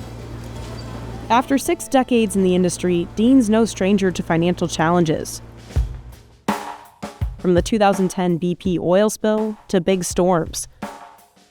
His dock had $2 million in damages after Hurricane Ida hit in 2021. Where you're standing right there wasn't even there after the storm. I mean, I've rebuilt this building at least 8-9 times. He never fixed up this part of his marina. It brings tears to your eyes. I mean, everything you work for all your life is gone. But imports, he says, have done even more damage. We're directly correlated with imports. If a completely processed product is coming in for just over $4 a pound, that means our dockside prices have to be lower, the processors' prices are lower. So to be able to try to get that market share and keep it. So you're making the same amount of money that you would in 2000, but 22 years later. Fewer boats can afford to go out, so less shrimp is landing on Dean's dock. We're down to right under 20% of what we normally are for this time of the year. On this day we visited in May 2023, not a single shrimp boat pulled up to unload. It ain't gonna last too much longer like this. Thank God I'm almost 65 years old and I ain't got no kids in this business. Dean estimates that 96% of the docks operating when he started out have since closed down. I feel bad for the people because I know once I'm gone, they're gonna have to drive 50, 60, 70 miles to go sell their product. Just like Knuckles, when Dean retires, he doesn't think anyone will buy the company. Nobody can afford to take it over. The property is worth more than the business. The workers here use some of the finest pigments in the world to create colored pencils that can cost around $350 a set. Every colored pencil starts off like this, bright, powdery pigment. But it's the secret recipe for transforming these pigments into colorful cores that sets professional pencils apart from student-grade ones. Every ingredient, from pigments to waxes and oils, and even the wood, is carefully chosen to make these pencils perform better on paper. And artists are often willing to shell out hundreds of dollars for this level of performance. At Faber-Castell's factory in Stein, Germany, workers churn out a whopping 2.3 billion pencils a year. Making them takes a surprising amount of precision, starting with these, the pigments. Just like people, the particles of each pigment have their own distinct personality and behavior. Some are rough and edgy and scratch across the paper, while others are smooth and silky. But size also matters, down to the micrometer. Faber-Castell says ideally, 90% of the pigment particles should have a diameter of less than 40 micrometers. It says this is perfect for creating a core with a consistent texture and vibrant color that applies smoothly. Wenn zu große Partikel da sind, dann führt es eben zu keinen gleichmäßigen Applikationsverhalten. Dann gibt es eben so andersartige Farbstriche in der Abgabe, im Laydown. Und das will man natürlich vermeiden.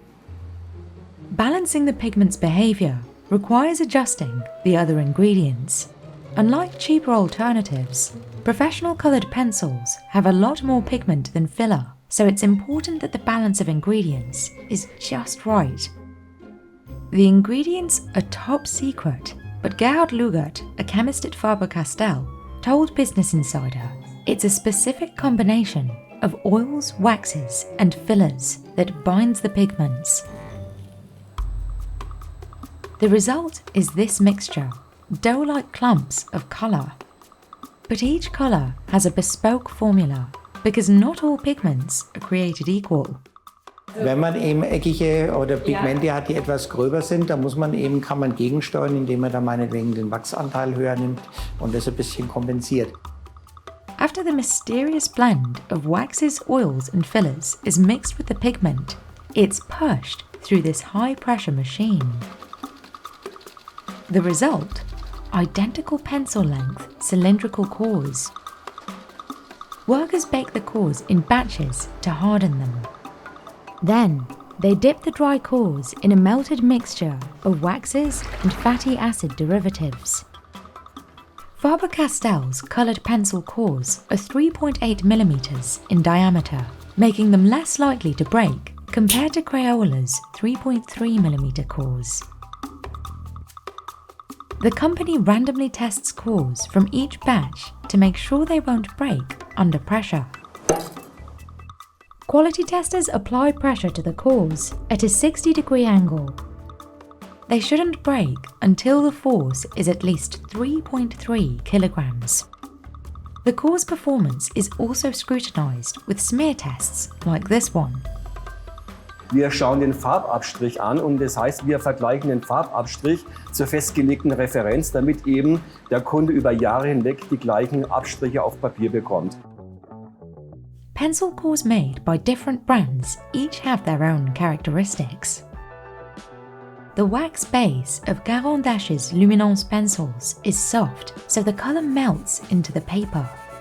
That makes them great for creating gradients. Faber-Castell's coloured pencils, on the other hand, have a harder core, so they're best for fine lines and realistic details. Even the wood encasing the cores of professional-grade pencils is carefully considered. A pencil's wood determines how long the pencil will last and how well it will sharpen. Zedernholz ist eben der Porsche unter den Hölzern, eben ein sehr hochwertiges Holz. Der Geruch des Holzes natürlich die Färbung, die Spitzbarkeit. Wir haben keine Blaufolie, keine Astbildung. Also Zedernholz ist wirklich das, was die hochwertigen Stifte eben produziert werden. At the factory, the cedar is cut into planks, which are stored for months until they're dry. Grooves are milled into the wood, and the cores are slotted into the planks. Another identical plank is glued on top, and they're pressed together before the next machine cuts them into perfect pencils. But the pencils shouldn't just perform well. They must also look and feel expensive. Workers mix dyes to the exact colour of the cores to create a water-based varnish for the outside of the pencils. Another machine coats each pencil with this varnish. The pencils are then stamped with the company's branding, and the end caps are dipped again, rounding out the top of the pencil. Every step of the way, the pencils are checked for visual defects, like chips and varnish irregularities, and the faulty ones are removed. The longevity of a colour is known as its light fastness. Faber-Castell uses a star rating, where 3 stars means the colour will be preserved with little or no fading for 100 years in museum-like conditions. Almost all of the coloured pencils the company offers in its professional lines are 3 stars. Each colour receives a rating through a specialised light fastness test. Hier sehen wir jetzt ein CPS-Sun-Testgerät mit einer Xenonbogenlampe. Darin werden eben die Aufstriche der Künstlerfarben teilweise belichtet, teilweise nicht belichtet. Man kann dadurch dann das Verblassen visualisieren. Gesamtbelichtungsdauer 100 Stunden für diesen Test. Und was man hier sieht, das ist eben dann so ein Lichtechtheitstest, wo eben Farben aufgetragen wurden, die dann einer Belichtung ausgesetzt wurden teilweise. Man sieht eben bei einzelnen Farben, die weniger lichtecht sind, dass die Farbe blasser wird, sich auch verändert. Und auf der anderen Seite gibt es natürlich auch hochlichtechte Farben, die man hier sieht, die sich praktisch wenig bis gar nicht verändern. Faber-Castell says perfecting texture, durability, and light fastness for its polychromos line costs 5 times more than producing its student-grade pencils. All this R&D translates to a higher price tag, but according to Faber-Castell, the extra effort is worth it. Wenn Sie jetzt dann natürlich einen hochwertigen Stift nehmen, dann wird die Sonne sehr schön gelb, die Wiese wird grün, der Himmel wird blau. Das heißt, der Anwender hat ein Erfolgserlebnis, was sich ganz schnell einstellt. At the world's largest truck stop, there's no shortage of jobs, which is why Iowa 80 is dubbed the Disney World for truckers. This kitchen feeds the world's largest truck stop. Chefs sling out 350,000 meals a year. Iowa 80 covers over 150 football fields. It's one of the last major U.S. truck stops that's independently owned and thriving. Truckers come from all over for its movie theater, truck wash, chiropractor, dentist, and 900 parking spots for semis alone. It is impossible to find a place to park in other truck stops. There's always spaces to park here. But most of America's mom-and-pop truck stops are gone, or barely hanging on. So this is what truck stops used to look like. It has a gas station, a cafe, and lodging. Reed Island Corner in Colo, Iowa, is one of America's last remaining one-stops from the early 1900s. It sits at the intersection of 2 of America's first cross-country highways, routes that once carried travelers through small towns like Colo. They're so vital to our community and our state.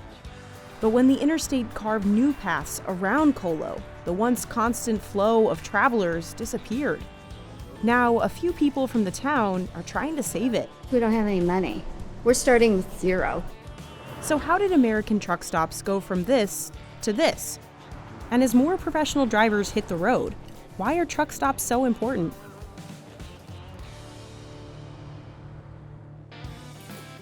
The Iowa 80 kitchen runs 24/7, 365 days a year.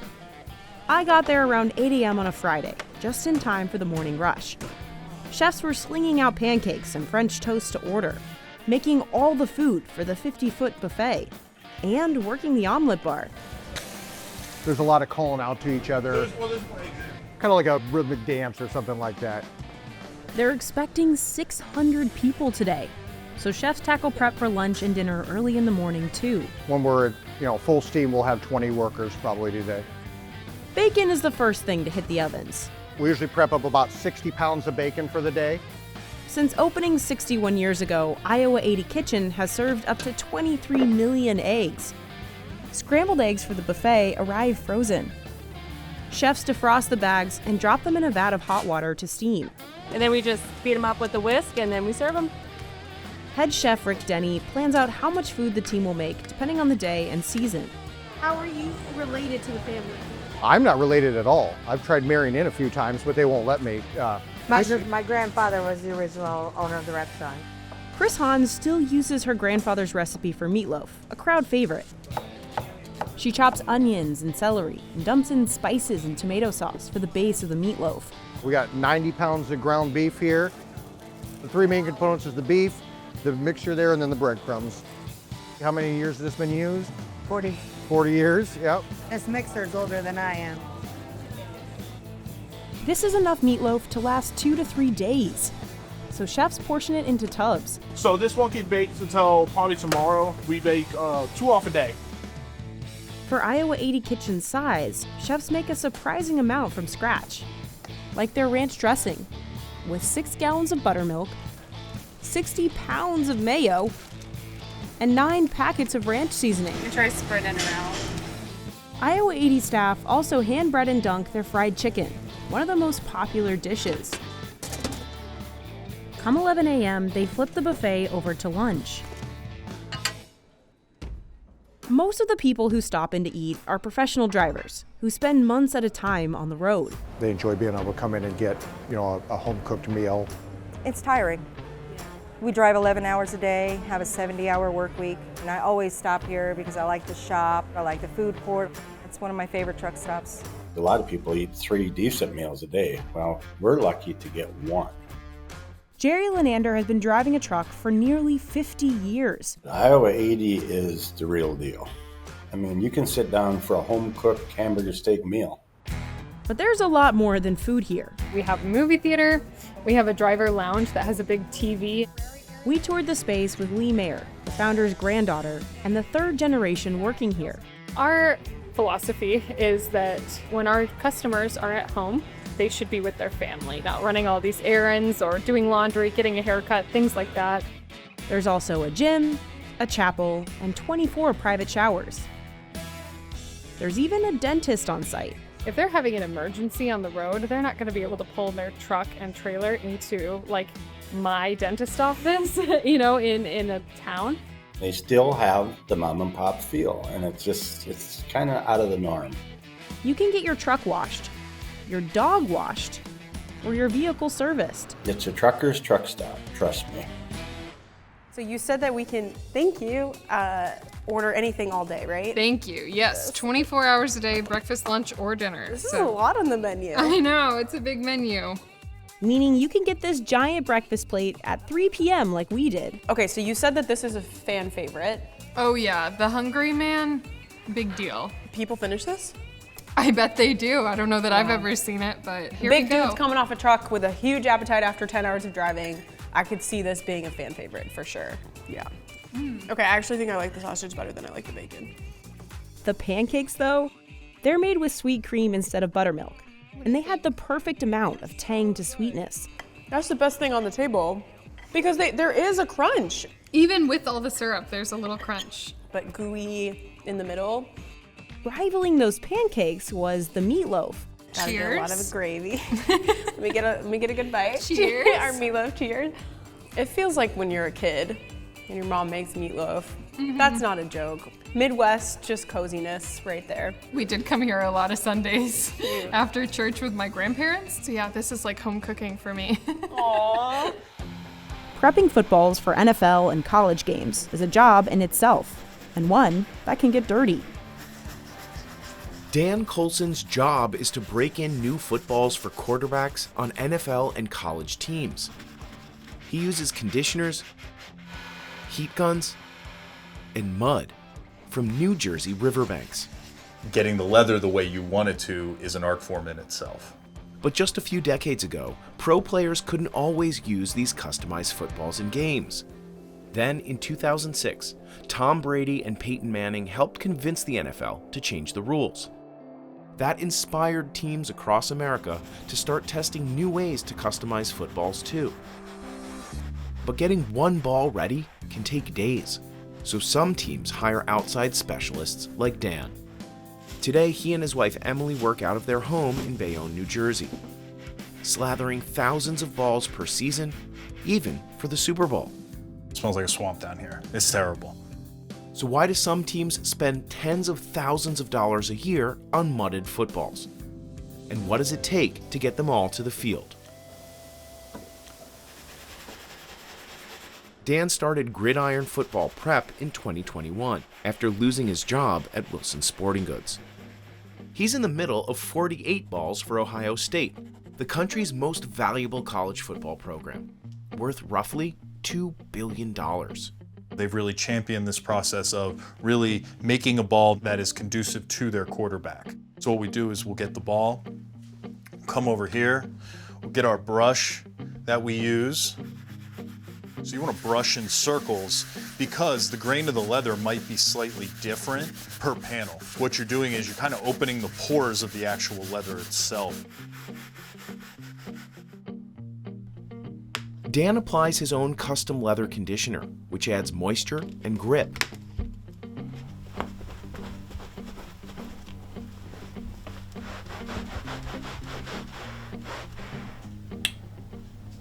Then, he uses an infrared thermometer to check when it's dried back to room temperature. Leather balm loosens and softens the leather even more. Leather balm is kind of our secret sauce, if you will. So, as we compare, brand new ball out of the box, conditioned, now balmed, ready to be heat gunned. NFL and college footballs are made from real leather. One of the reasons they're up to 10 times more expensive than the average ball at a sporting goods store.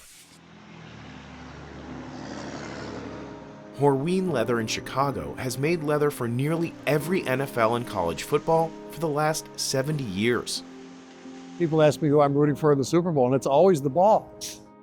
Skip Horween's family opened the business in 1905. It's grown from a small shop to a company with roughly $25 million in annual sales. Horween's leather comes from the hides of steers, which are male cattle raised for beef. These hides are stronger and more flexible than the ones from other cattle, so they can withstand tough conditions on a football field. We pay a premium for them, and it's worth it. Roughly 2,500 hides arrive every day from Iowa and Canada. Employees grade each one on a scale of 1 to 10. The lower the number, the better the quality. Only grades 1, 2, and 3 are used for footballs. This particular skin has a bunch of fairly heavy scratches in it, and that would not be suitable for top grade football skin. Then they throw the hides into drums filled with tree bark extract, oil, and waxes. This transforms them into leather. Next, a machine squeezes out excess moisture.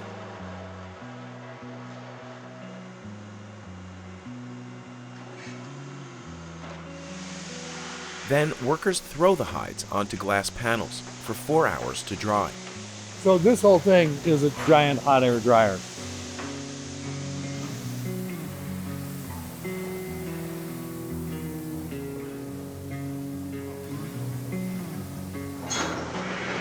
Next is the embossing phase, which gives the football its texture. A metal press stamps each hide with up to 1,000 tons of pressure, so the pebbles don't fade over time. Horween makes 8 kinds of football leather, and another for NBA basketballs. Football is the grippier of the two, again, because you've got your skilled players that need to be able to handle the ball, whether it's catching, throwing, snapping, or kicking. Workers spray each hide with up to 5 coats of dye to give it a slick finish. All of the football companies we work with have slightly different pattern and slightly different finishes. Horween ships about 250,000 sheets of finished leather a year, also called sides. Skip says sales are strong now, but he lost some clients over the years as cheaper synthetic leather became more popular. Fake leather is a $39 billion industry and expected to nearly double in the next decade. A lot of those retail balls were leather at one time, almost entirely synthetic now. Skip says making leather for different industries helps Horween survive tough times. This might be football leather today, and shoe leather tomorrow, and jacket leather the next day. Not an easy business, none of them really are, but the idea that I can turn on a game and see something that I had a small part in making, I just get a kick out of it, to this day. Skip delivers leather once a week to Big Game, a company in Texas that makes nearly all the footballs for America's best college programs and 3,000 high schools. Welcome to the football wonderland. Chris Calandro founded the company in 1993. I'm a nutty professor type, and the things that we can change with a football is really limited your imagination. Very few teams in college football and high school football use exactly the same spec that we build. Even the best cuts of Horween leather have small defects, so Big Game starts by cutting around them. We don't want to build a football and get to the end of the line and realize it's got an imperfection on it, then we pretty much kill the football. Then workers cut it into 4 panels, which will form the outer layer of the ball. These are now married together forever. Unlike NFL teams, colleges are allowed to use different sized footballs. Big Game makes them in 3 different dimensions, depending on the player they're for. So we build things on the larger side if you're a 6'5" pocket passer, or if you're a 5'10" dual threat player, we might have a smaller ball for you. Even at this early stage, there's already been 2 major customizations from the quarterback, what size the ball's going to be, and the leather that the quarterback chose. Then they add team logos, usually by stamping a metal press on a heated piece of metal foil.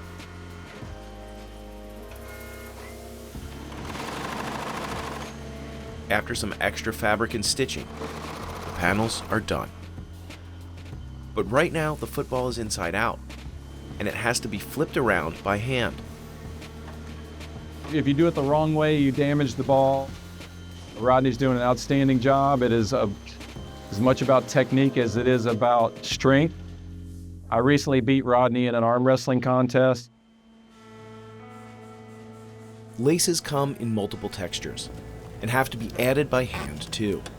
Some are kind of have this rubbery feel, some are sort of have a suede leathery feel. It is, I think, probably the one thing that quarterbacks are most passionate about is the way the laces feel. Eventually, workers stick the football into a wooden mold, where a computerized pump inflates it. We're using more pressure than's allowed so that we can push out all those seams and rough spots. Big Game makes about 1,000 balls a day, even during the football off-season.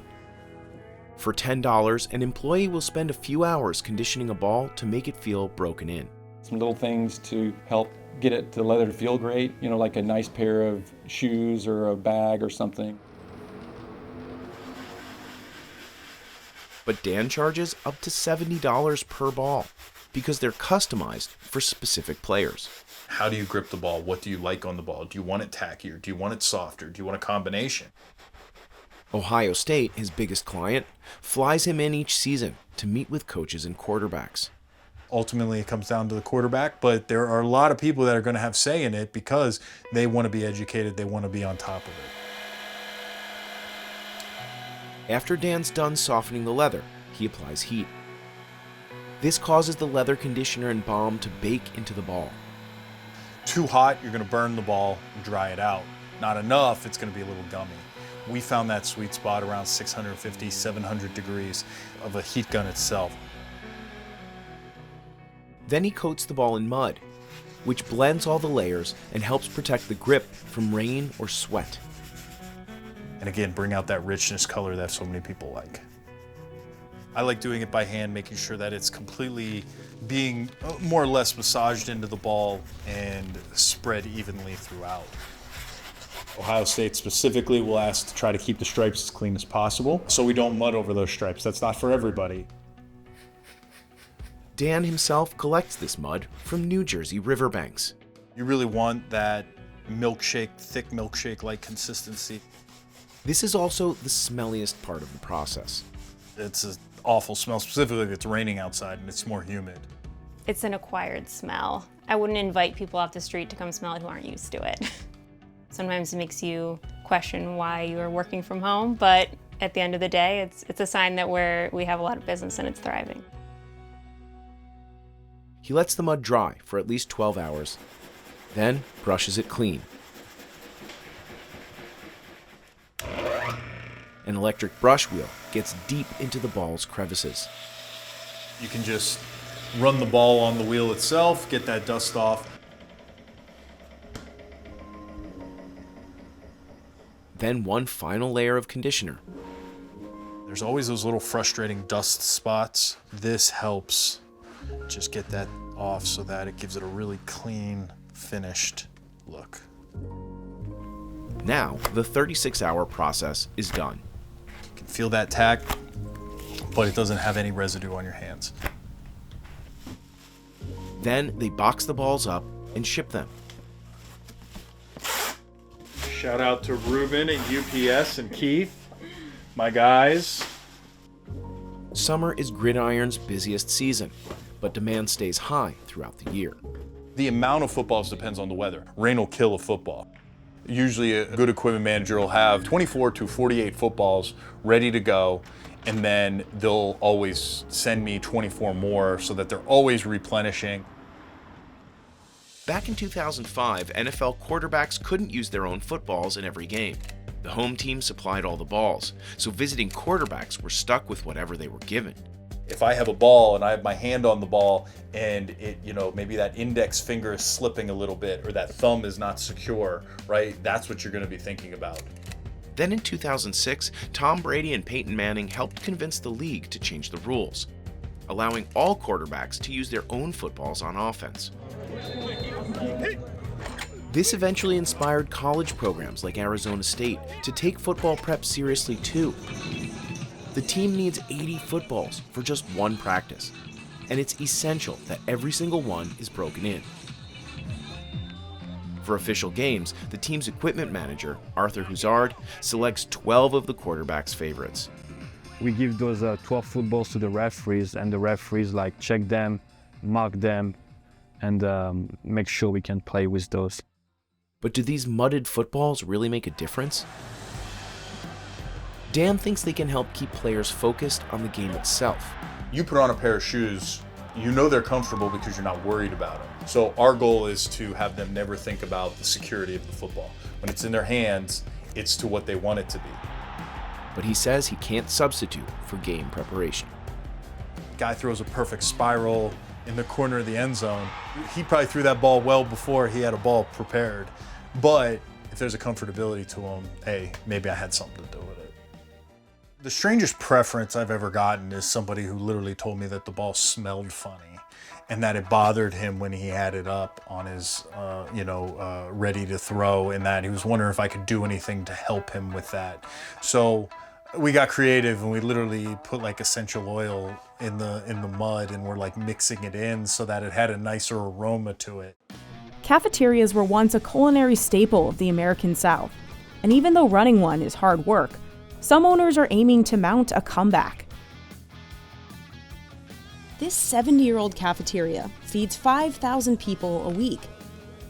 Michael Green is the third-generation owner of Matthew's Cafeteria in Tucker, Georgia. 10 pounds of macaroni, which makes 200 servings. And that's about the smallest batch I'll make. In the early 1900s, while diners defined the American Northeast, the South had its own institution, cafeterias. Anybody of a certain age grew up in the South eating at a cafeteria. At their peak, thousands operated nationwide, with chains like Morrison's and Lubby's popping up all over the South. There's actually a section of the phone book for cafeterias. It's mostly like a Sunday thing. Get out of church, got the kids, let's go to the cafeteria. But in the 90s, cafeteria lines started to dry up, and many chains shuttered. It's not just about food, it's about a community. For the surviving cafeterias, rising restaurant prices might be sending customers back their way. As fast food prices keep rising, consumers are looking for better value. Sit-down restaurants with bigger portions start to make more sense. I went to Georgia to find out why these restaurants are getting harder to find, and to learn how one of the state's oldest cafeterias, and one of its newest, are fighting to keep their hot bars steaming and communities fed. This is a really, really hard way to make a living. Let that basket do the work, there you go. Matthew's Cafeteria opened up in Tucker, Georgia in 1955.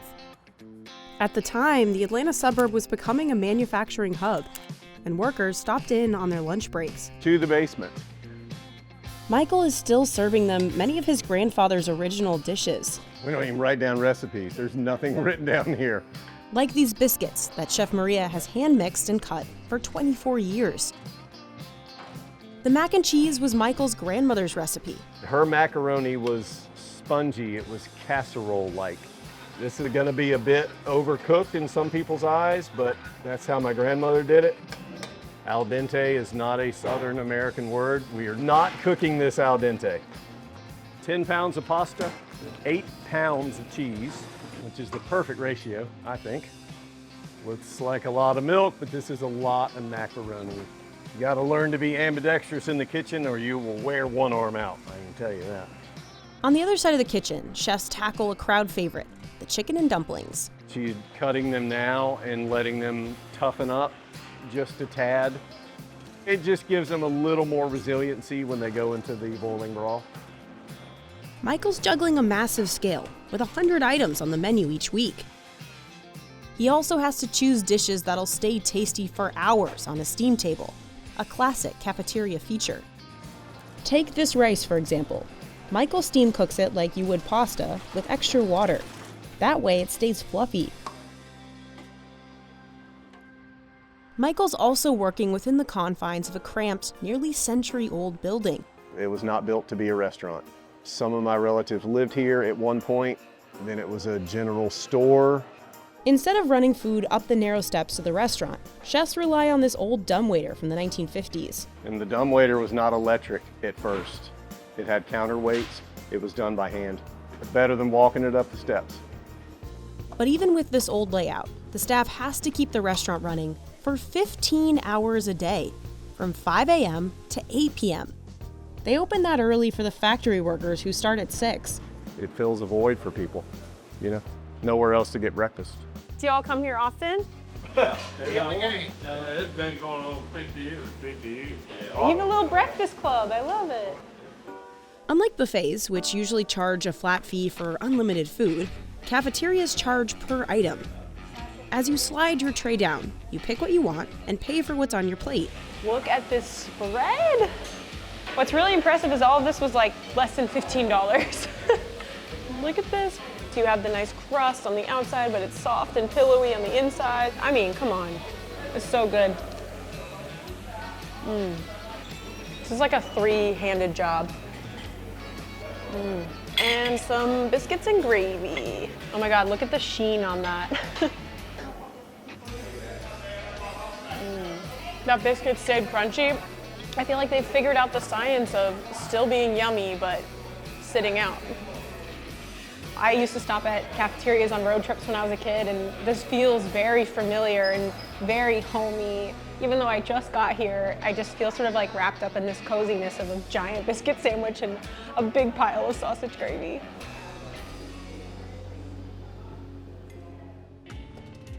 But the day is just getting started. In 3 hours, hundreds of people will show up for the lunch rush. And Matthew's changes its menu every single day. On the Tuesday we visited, Michael was finishing up the barbecue pork, slow-cooked out back for 12 hours. Almost falling apart, almost. That is some good barbecue right there. This is for you. These are the best little bits. I don't know why they always stick to the grate. Wow. The sugar almost gets candy-like on the outside. Yeah.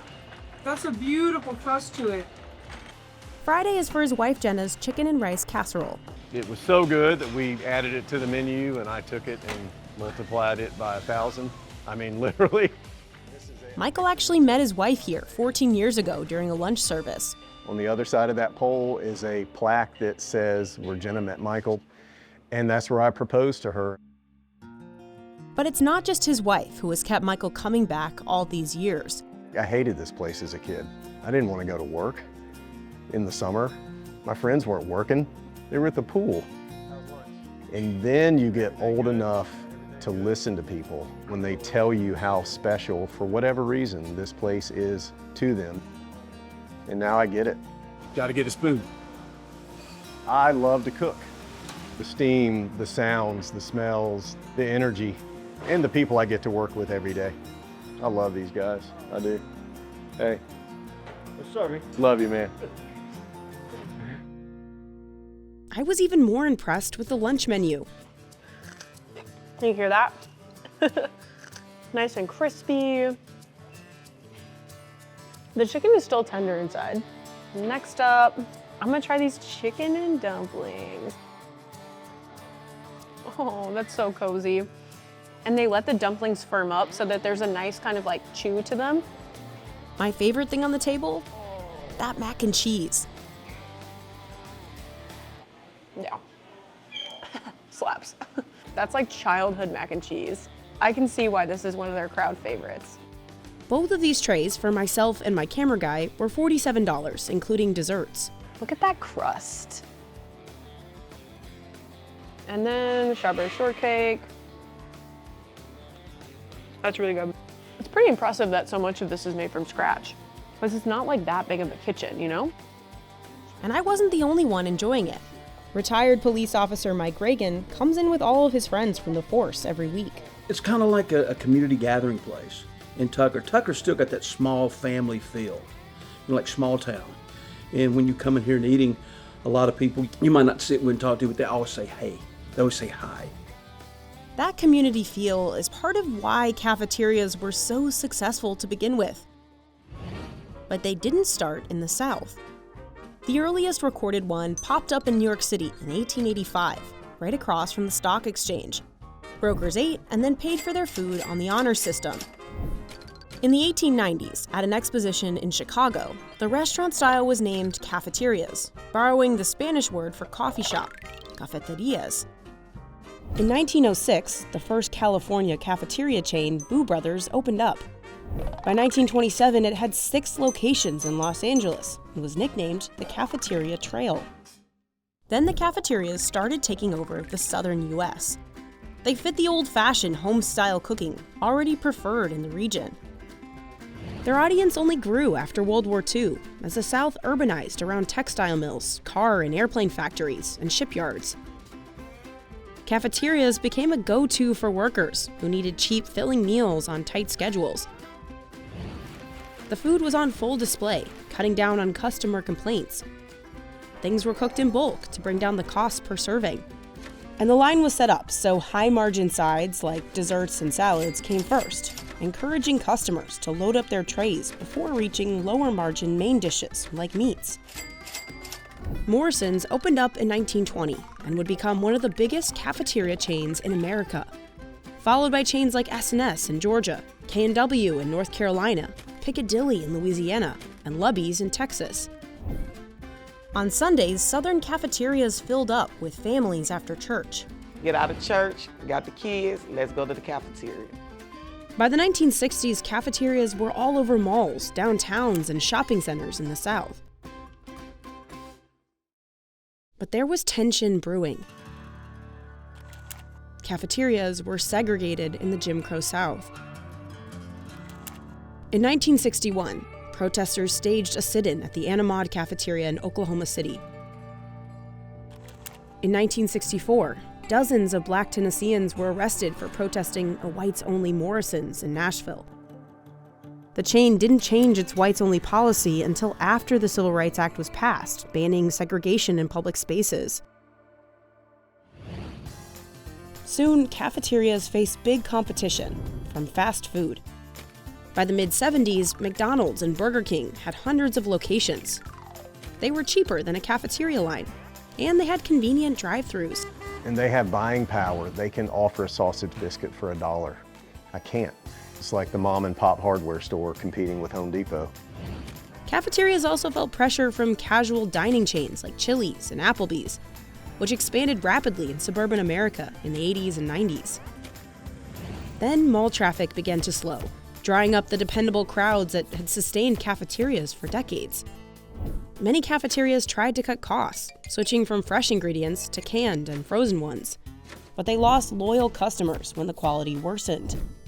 Business was so tough that big cafeteria chains began consolidating and closing. Piccadilly bought Morrison's. In 2020, Lubby's almost went under, but a new owner managed to save 32 locations. In 2022, Piccadilly bought another chain, K&W, but 3 years later, it shut down all the remaining locations. Piccadilly itself went from 270 locations in 1998 to fewer than 30 today. The family, everything, yes, tradition, all that is gone. All that went out the window. It breaks my heart. It's sad. It's sad to see things fade into history. But a newer cafeteria down the road from Matthews is proving they're not all dinosaurs. When a nearby S&S cafeteria shuttered after 43 years in business, Louis Squires bought its old equipment. I was so heartbroken by it, I thought I could rescue it. He opened the Magnolia Room, featuring the refurbished cafeteria line, in 2017. It has higher prices, a more upscale feel than Matthews, and a waitstaff. Plus, it's not open for breakfast. But the kitchen was still buzzing on a cold Wednesday morning. You feel the pressure? Okay. All right, 3 minutes on that lasagna. And head chef Deborah Tardif is at the helm of it all. All right, Cirilla, we got all the bread out? It's full, thank you, baby. Thank you so much. Green beans, pinto beans, collard greens, beets. I started cooking when I was 9 years old. So this is my passion. It comes just like walking now. She has to keep everyone in line because together they'll make 37 dishes for lunch in just 3 hours. Nobody want to come in a restaurant with cold food.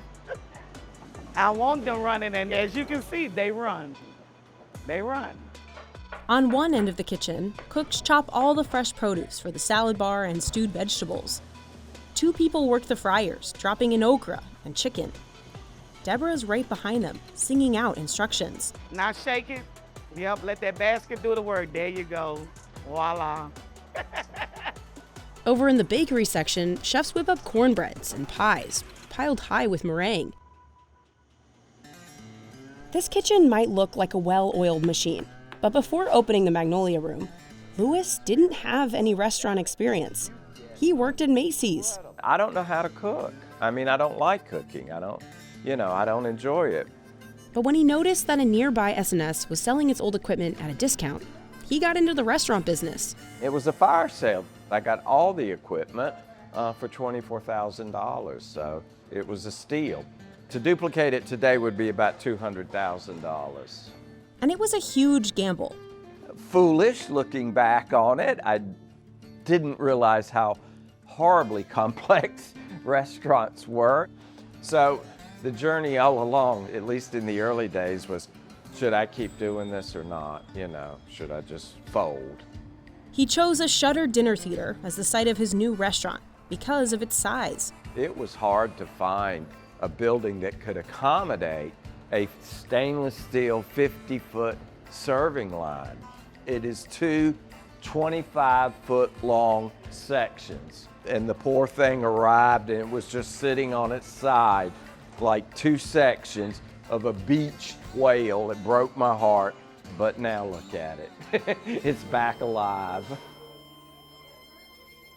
Since Louis didn't know how to run a cafeteria, he hired people who did. It's just an entirely different way of feeding the customer and serving the customer.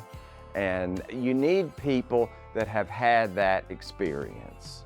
He convinced Deborah to leave her post at an S&S in Baton Rouge, Louisiana, where she says the food quality had dipped. They changed so much, they got away from the old traditions though.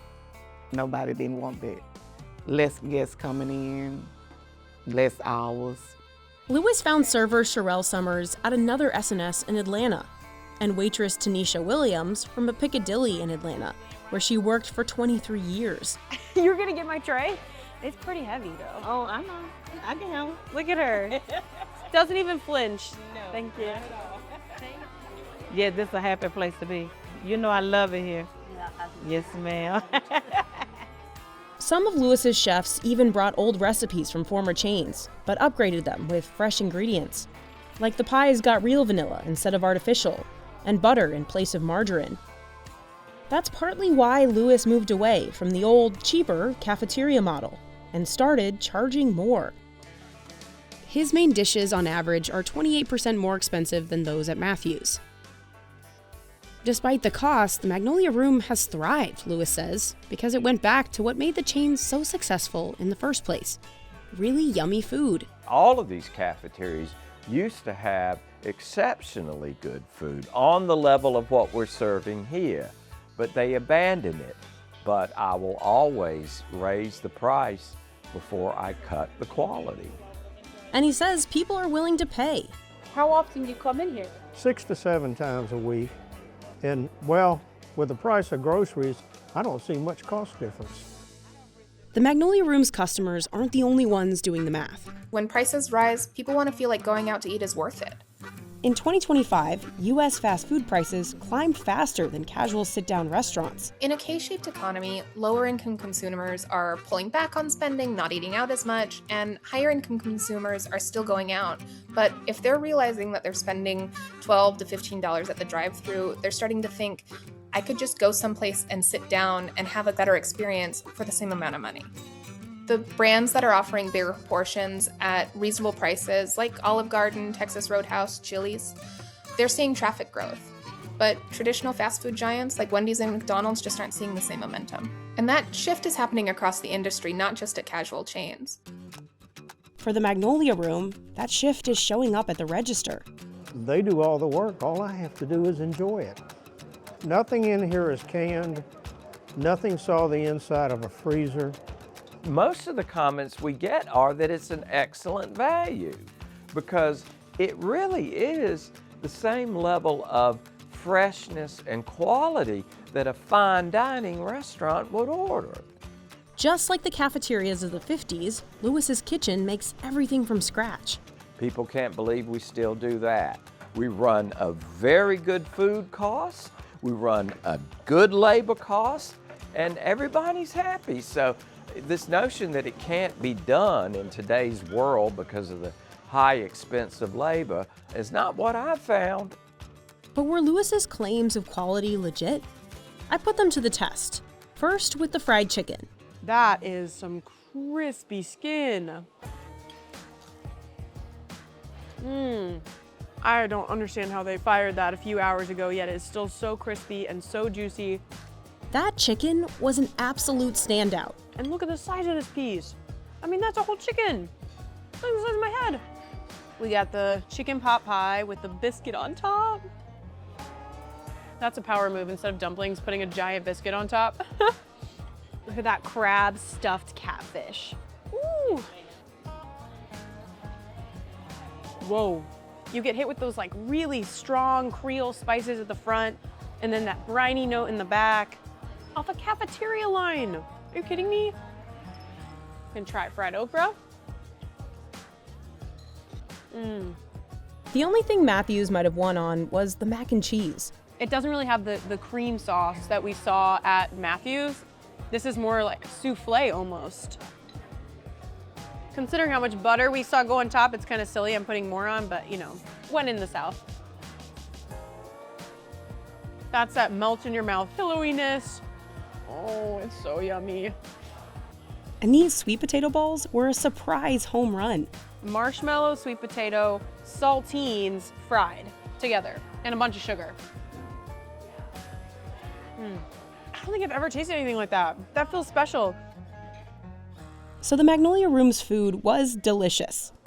But it also reimagined what a cafeteria could be and rebuilt a community around its food. One that I was immediately scooped up into.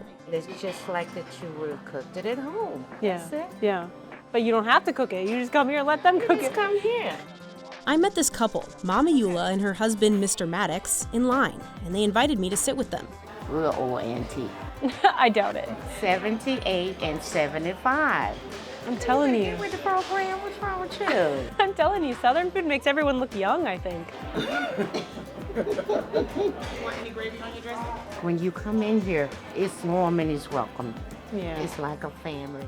It just feels like home. Yeah. It really feels like home. You know how me and you met? Yeah. Just like we've been knowing each other, what, how long? I've known you my whole life, actually. I'm from the country. This is just like some food that you would take off the stove, put on your table, and your family would eat. And that's what this restaurant is all about. This is the caring place. And you can be my daughter too, and you can be my son too. I'd be honored. Thank you. Waitresses hugged the folks who stopped in and knew their names and orders by heart. It is wealthy people. It is low-income people. It is all racial groups. It is old and it is young. I think this food is a great equalizer. I wondered if Lewis could rescue other failing cafeteria chain locations. There's a few K&Ws that have seemed empty at this point. I'm just salivating. It's just driving me crazy. I'm like, these would be so successful as a Magnolia room. Yeah, so you never know. But if this is the only one, this is the only one. It does sort of make it special. Michael doesn't have plans to duplicate Matthew's cafeteria either. He's focusing on the community that's already there, relying largely on hospitality manager Candace Caswell to make people feel at home. I caught Candace making little table bouquets with holly from her yard.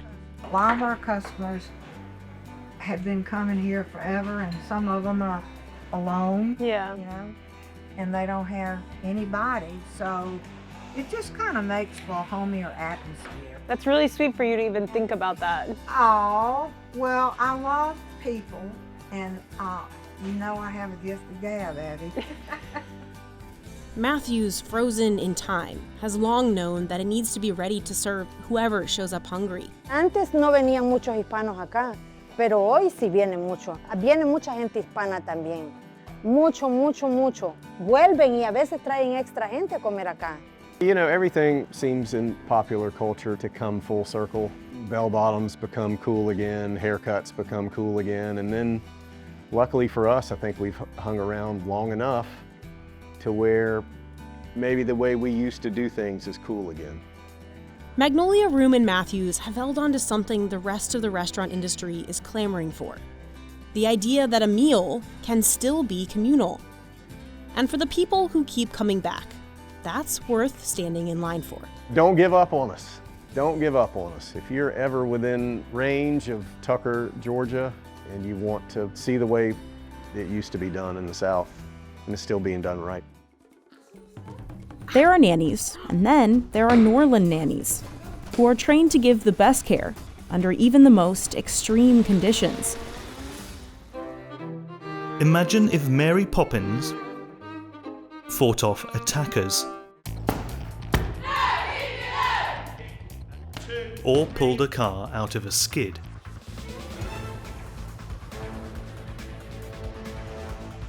These are just two of the skills taught at the UK's prestigious Norland College, which has been training elite nannies for over a century. But hiring a Norland nanny can cost nearly $200,000 a year. Some of their ultra-rich clients include Mick Jagger and the British royal family. We always get the jokes about James Bond meeting Mary Poppins. It's not about that at all. We're not trying to turn them into bodyguards. But keeping up with global demand, especially from the US, has been hard. We know, for example, in New York alone, we had nearly 100 jobs in the past few years, but we weren't able to fulfill those jobs. To help address that need, the class of 2026 will graduate nannies from the US for the first time. But each year Norland accepts only about 100 new students into its 4-year program, which makes nabbing one of these highly skilled nannies quite rare. So what does it take to be a Norland nanny? And is hiring one worth the cost? Wind the bobbin up, pull, pull, pull. Oh, the chaos has begun. The chaos has begun. Meet Roxanne, a second-year student from New Orleans. Abracadabra. She's in a temporary chaperoned placement with these triplets for 6 weeks. This is the first time Norland has allowed the filming of one of its students on a placement. The parents asked that we hide the babies' identities. Roxanne started nannying as a side gig to pay her way through university, where she pursued a degree in American Studies and English. I just realized this is what I want to do. But then obviously there was talk about that not being a career. It's always been go into STEM, you know, engineering, do you want to be a doctor, do you want to be an architect? And that's when I just kept pursuing my studies in hopes to make a career. And then when I finished my studies, I went straight back to nannying.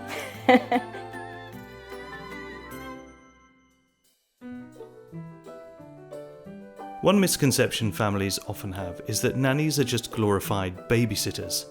But peek inside any class at Norland and you'll see a break from that stereotype. We're trying to raise their awareness, give them that sort of additional insight and perspective that will help to ensure that they can maximise the care and safety of the children they look after. Although Norland is respected and well known here in the UK, third-year student Emma from Salt Lake City struggled to explain the school to her family. They were like, what is this? What do you mean you're going to go abroad to be a nanny? That's not, you're never going to make money. In the US, nanny salaries vary widely, but ZipRecruiter reports an annual average of about $49,000. Meanwhile, the average salary of a Norlander who works overseas is a little over $101,000. That's a price some families are happy to pay for their child's care and safety. It's just giving them the basic foundations to defend themselves while still keeping the children safe. Keep it very, very simple. And the simpler it is, the easier it is. Can I have a child, please? I'm right-handed, so I'm keeping my right hand free. I'm protecting my charge. Okay? The attacker comes forward and goes to a strike. Go. 1. I can still put my hand up to defend, but I'm keeping my armour in a defensive manner. I feel like I've really been able to learn what to do in an emergency and be able to kind of know what to look out for. Hopefully you don't have to use this. Unfortunately, I have had an experience where a man tried to take the little girl that I used to look after. I said, you need to give her back, and he said, no, and so I just had to pull her off of him whilst holding onto the buggy where her baby brother was.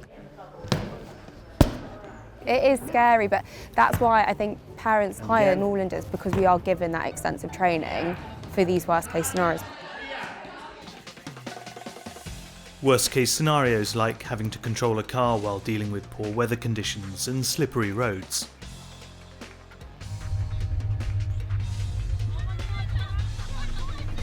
Students learn advanced driving manoeuvres in their third year.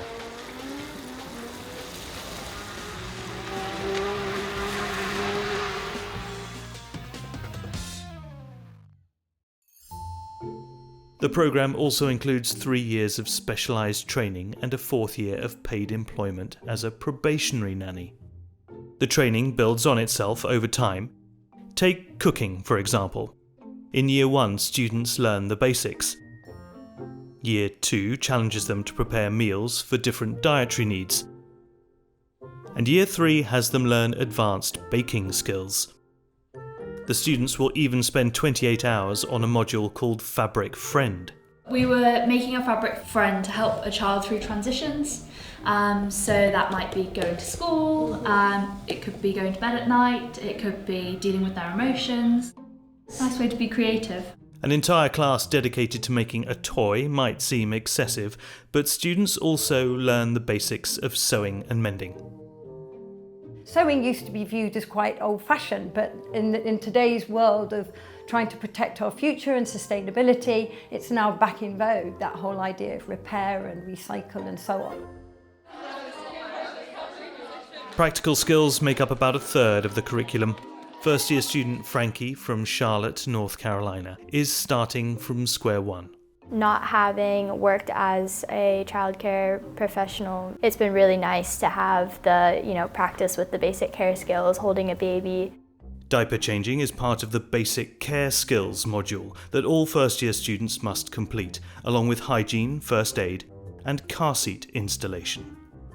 So always think lap over lap. So what would normally go over your lap goes over the child's lap. Is that green? It's green. See, I did it. Yay! I was worried that the course was going to be too difficult for me, that I wasn't going to fit in. But I realized very quickly that everyone who comes here is the kind of person who would thrive here. It's such a British institution.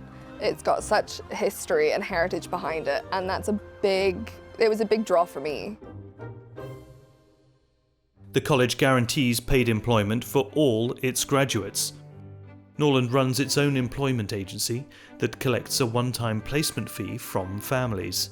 The funding that we receive from the income generated from the agency is used for bursary provision. So we have a very strong commitment to widening participation, not least because we want to change our student demographic to reflect the wider society, but also because we know that the finances can be a big barrier. It was going to be an investment, but Norland does offer scholarships, so that made it possible for me to come as a student. Norland's tuition is a little more than $27,000 a year for international students, almost $4,000 more than it costs UK students. All in, that's close to the average annual cost of out-of-state college tuition in the US, and it's close to the middle of the range that international students pay for the average public bachelor's programme in the UK. One unique expense is the near $1,300 every student shells out for the classic Norland uniform. The promise of a high salary directly out of college draws students to apply despite the costs. Within 5 years of graduating, our students who have invested less money than perhaps a doctor might have done are already earning higher than a doctor's salary. Fresh out of medical school, doctors in the UK can expect a basic salary of about $52,000 to $59,000. Meanwhile, Norlanders can earn almost $75,000 right after graduation. And after a decade of experience, salaries for overseas placements can exceed $170,000, the school says. When I looked at the curriculum, it was exactly up my alley. That's why I think Norland is so transformative, because they've taken this concept of what used to be the help and turned it into an expertise. Norland's reputation is well over 100 years in the making. It's lovely to see how some of the core values and core traditions have remained, but not necessarily everything. The school was established in 1892 by infant teacher Emily Ward. She created the world's first childcare training institute in essence, because she saw all the way back in the Victorian times how important it was to have adults who were supporting young children. These black books contain an account of every student who studied at Norland. In 1892 there wouldn't be any male names here, but now we have male names, non-binary names entered into our books today. We're working very hard to try and challenge the stereotype around the Norland Nanny. Even the uniform, which some consider old-fashioned, has evolved. This is a cohort from 1923.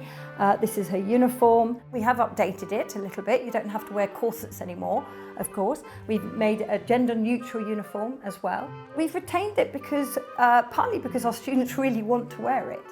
But we also think it's very important from a symbolic point of view, as well as in terms of helping them to develop their professional identity. The uniform is a symbol of the Norland ethos. Honour its history, but adapt to the times. And of course, since then, we've learned so much more about early years development. We now know that 80 to 90% of brain growth seems to take place more or less in the first few years of life. Oh, there we go. New insights yield new training methods. This is Emily. Come on, Emily. a virtual baby named after the founder, who likely couldn't imagine technology like this would ever be part of her school's curriculum. These robo-babies simulate the demands of infant care and teach lessons that might save a real baby from danger. So the sensor in the neck measures whether you let the baby's head go. So for example, I wouldn't do this with a normal child, but if we were to stimulate a response from Emily.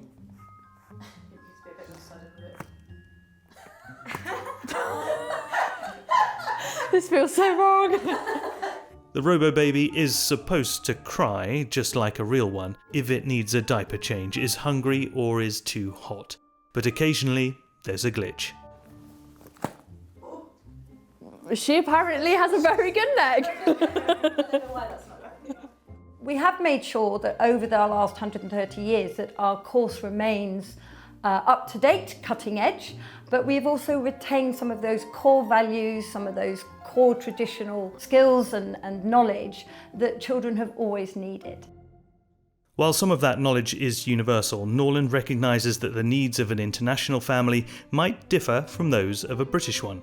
One of the other things that's changed over the past few years is that we have acquired an international student sponsor licence.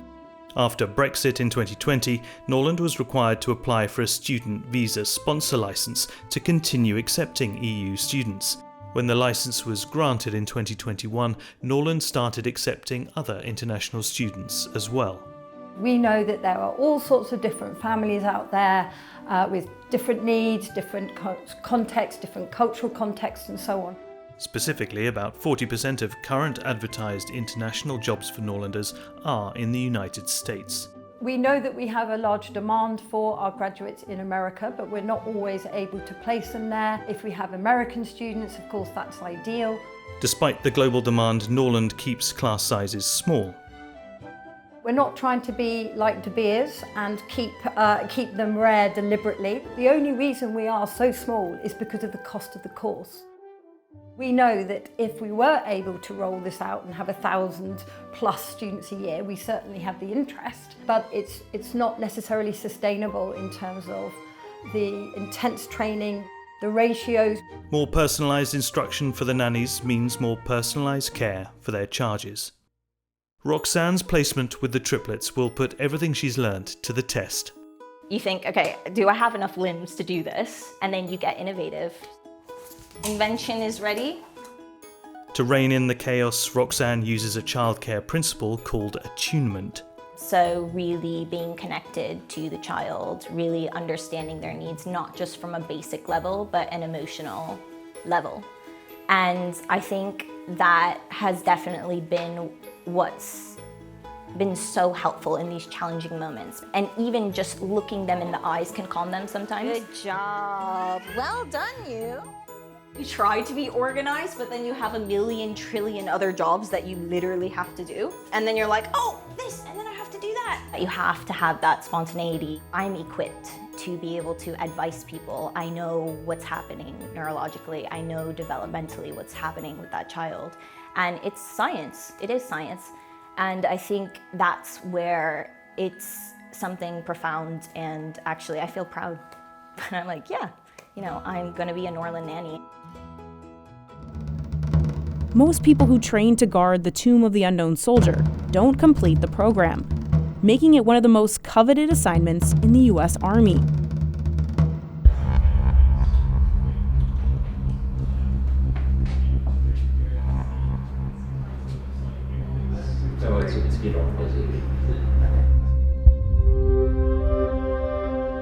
This is the tomb of the unknown soldier, guarded 24 hours a day, 365 days a year.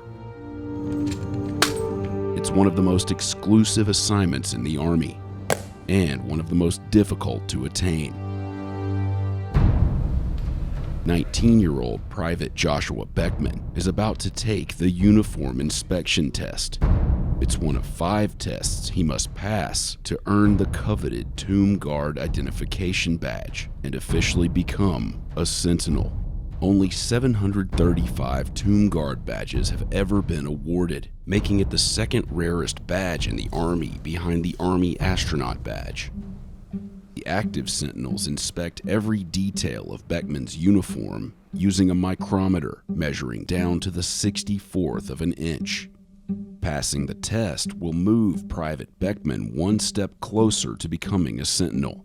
If he fails, he could be reassigned away from the tomb.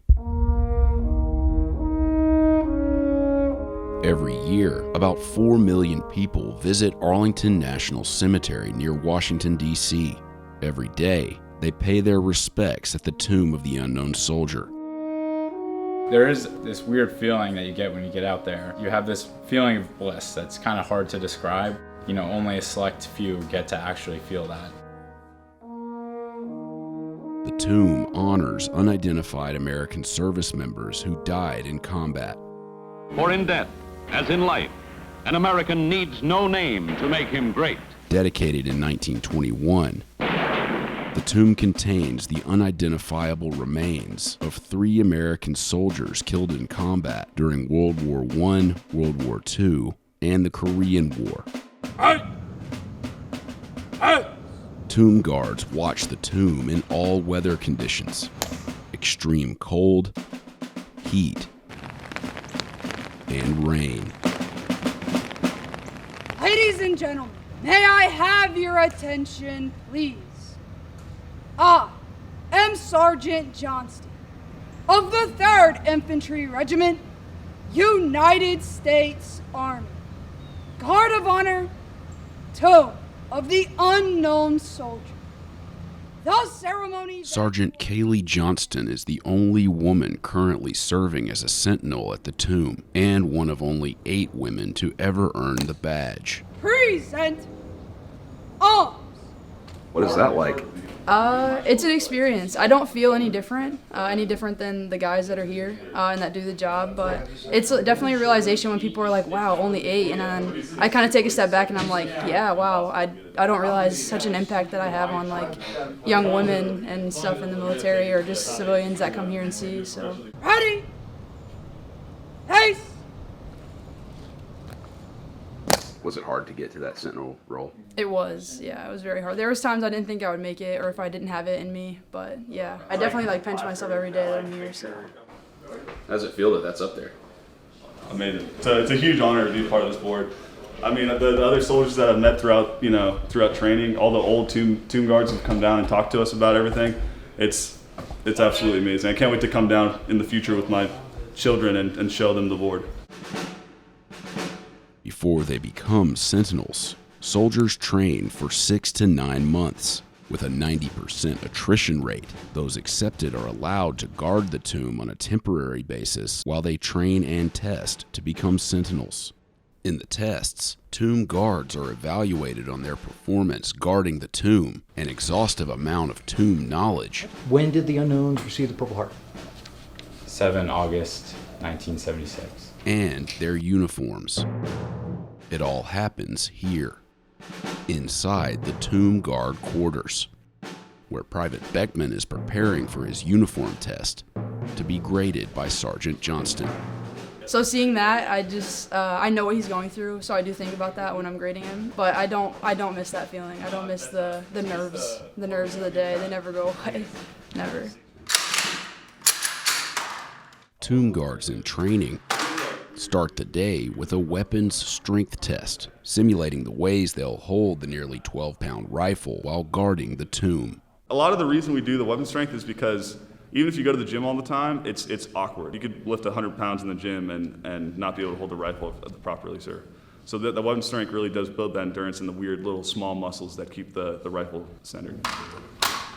Beckman, you testing for him? Yes, sir. That kind of works out well. Yeah, they get to see a test. So. Okay, so you're going to be the star of the next Business Insider video. And then he's going to fail. Yeah. Sergeant Johnson will be the bad guy. We gotta be perfect. I mean, standard is perfection down here. Of course, nothing can be tangibly perfect, but you can get it as close as you can. Back in the tomb guard quarters, it's rare to see a guard doing anything besides working on his or her uniform and the components that go with it. A lot of arts and crafts down here. Did you have much experience with alterations and steaming? I did not. I learned how to sew a blouse here. I learned how to press a blouse here. Usually I had my mom do that stuff for me. What does your mom think about all your new skills? She is happy that she doesn't have to help me with ironing my clothes. I can kind of do it on my own now, so. I'm shining my shoes, so we have patent leather shoes down here. We'll put coats and coats of polish on our shoes to get it this nice finish that you see. It takes a lot of practice too to learn, because when you come down here, you don't know, like you might have some practices of shining shoes with like a microfiber, and then just forget all of that when you come down here. At what stage are these shoes in terms of where you want them to be? They need some work, trying to get them a little bit better to try to go out later this afternoon. Every day that you go outside, it'll destroy the polish. So especially in the heat, the sun will cook the oils. So you just have to constantly keep up with your shoes. I use kiwi for my build coats, and then Saphir Black for my shine coats. Cheaters. These are here, and you hear us click our heels. It's just 2 pieces of metal screwed in, and then we have the same on the bottom too. So before I'll go out, I'll color these with Sharpie, so it's black and on the bottom. We kind of roll on the outside of our foot, so we got that smooth walk, and you should just be gliding across. If you watch somebody's head while they're walking across the plaza, it should just be floating across in a straight line. That standard of perfection is always a few steps ahead of us, and we're constantly chasing that. The tomb guards work in shifts, changing every 30 minutes during warmer months and every hour the rest of the year. Bells, we'll see you out there. I'll be there. In the tomb guard quarters, it's a constant rotation of guards going out and coming in. On the plaza, the tomb guard marches 21 steps down a black mat, stopping to face east for 21 seconds. The guard then marches 21 steps to the other end. 21 represents the significance of the 21-gun salute, a distinguished military honor. How hard is it hitting that exact spot and making it 21 steps? It's actually pretty hard. You don't realize the big steps that you have to take, especially if you're shorter. So we call hitting blocks outside. When you're walking down the mat, it should be what we call 3 blocks. So the single block, 1 step, the bigger block's 2 steps. So really striding it out to hit those blocks outside. Private Beckman isn't on the schedule today. He's about 12 hours away from his uniform inspection test. The color's not going to change. It's the chest that's going to change. With more than 100 possible deficiencies or gigs that can be counted against them, it's one of the most difficult tests the trainees must face. I'm sure that'd be fine. Testing criteria-wise, it's all dependent on the grader. A grader could say, oh, this looks good. Another grader could say, oh, this looks like crap, like this sucks. So right here, I'd say it's fairly money, and then you gotta measure it from this side right here, this edge. You gotta measure it to the gold again, and I'm getting 15 ticks. Yeah, I've had this checked like 6 times by just like 6 different Sentinels, so this is hoping this is gonna be right on the money. Because the standard is perfection. Yes, sir, all the time. Nothing but perfection, and then anything less than is you can't have it. Any trainee who doesn't meet the standard or doesn't actively try to meet the standard, kick them to the curb. Sentinels in training are held to high standards, but even more so are the Sentinels themselves. The Tomb Guard badge can be revoked, which happens if it's determined a Sentinel has dishonored the badge with their conduct during or after their Army service, which can occur after a criminal conviction. Is the weapon ever loaded in the context of guarding the tomb? I can't disclose that, sorry. That's something that we like to keep under wraps, just for, I don't know, the security purposes behind it, because we don't want anyone thinking that they can come on the plaza and do whatever they want, because they cannot. We will not let them. Yeah, I have to. These are too big for me, so. Tomb guards wear sunglasses, but not just to protect their eyes. We have the sunglasses, so we can look around with our eyes as well, even though our head is straight forward. So I'm looking around with my eyes at that time, just making sure that I don't see anybody looking like they want to jump the chains and rails, or no one's being loud or disturbing the piece. Our cameras did not capture any incidents, but many clips online like this one show tomb guards admonishing visitors who break the rules. Remain behind the chains and rails. Why'd you join the Army? When I was a baby, it's probably not a great parenting advice, but I was a baby, my dad used to watch Band of Brothers while he was feeding me. So I grew up with the 101st Airborne, and I was looking at those guys, and I was like, man, that's cool. I was first day of in-processing into our battalion. They let us know, like, hey, the platoon sergeant's gonna come up here, and he's gonna ask if anyone here is interested. I was the only one who raised my hand, and he brought me down, showed me quarters. Here's Private Beckman, he's 6'3", and the assistant sergeant in the guard was like, yeah, it sounds good, we'll take him. Like the 6'3" Beckman, most of the tomb guards we encountered are also tall, and that's by design. Is there a height requirement? There is a height requirement, sir. It's 5'10" for males and then 5'9" for females. It gives a good image for the U.S. Army. It shows that we have fit and disciplined soldiers. Do you guys have like a Sentinel or tomb guard basketball team? We don't, but we should probably get on that. The next morning, it's time for Beckman's uniform test. Got some sleep last night, which was nice. How much? Probably not enough. You'll get your entire ensemble of uniform items. You have to put it all together in a way that keeps its integrity. You just stand there for however long, just having the Sentinels judge every little thing on your uniform. And they will find every little thing. Like, I thought I was getting a little detail. No, these people are nuts. What is that? This, sir? Yeah. This is our Fat Man's belt. We don't wear traditional belts. We wear this to in place of belt and provide back support. Now I'm gonna be here for the next hour. No moving. Do you have coffee or anything? I wish. Alright, tell me if it starts burning your arm. No, complete the flatten out. Pains only in the mind. Cringe. Alright, Beckman, you're going to be taking uniform test for test 2. Are you ready? Sure. Feel okay? I feel okay? Yeah, I got pass out or anything. If I will, I'll tell you. The inspection is scheduled to last about 40 minutes. The Sentinels take note of any perceived deficiencies or gigs that might be counted against him.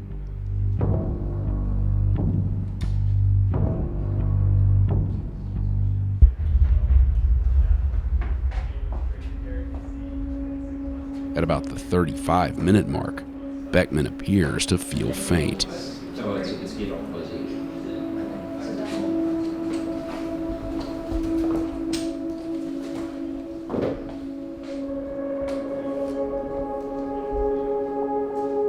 Like when your vision gets all cloudy, it was getting that. It was like, if I don't take a seat, I'm gonna drop.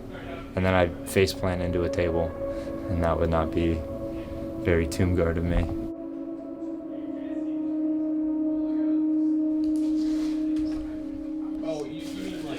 We're talking amongst just Sentinels, wondering if we should finish his test, due to him not being able to stand that long. So that's another requirement, is that he should be able to meet that stand.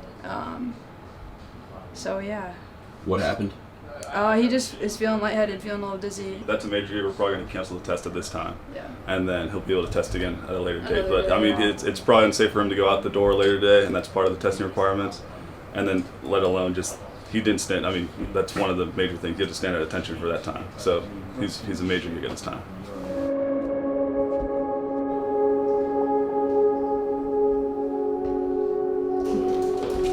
All right, Beckman. Unfortunately, we're not going to be able to continue testing you. Not an easy decision, because we want you to take test 2, but with you feeling the way you're feeling, we can't send you out the door confidently. And not being able to finish the whole stand of the uniform test. We know it's a long time, but it's just the way it is. Everyone has to do it. Everyone has to go through it. If I were to, I don't know if that makes, never mind, I don't know. You're good. I mean, you'll be taking test 2 again soon, eventually. Just relax. So, we're just looking out for you. make sure you Drink water. Yeah.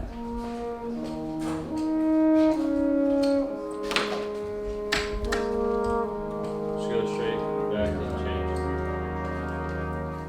How much time did he have left to stand at attention? I'm not gonna lie, he probably only had not even 5 minutes. I was almost done. Hey. Hey. How you doing? It's my fault. I'll own it.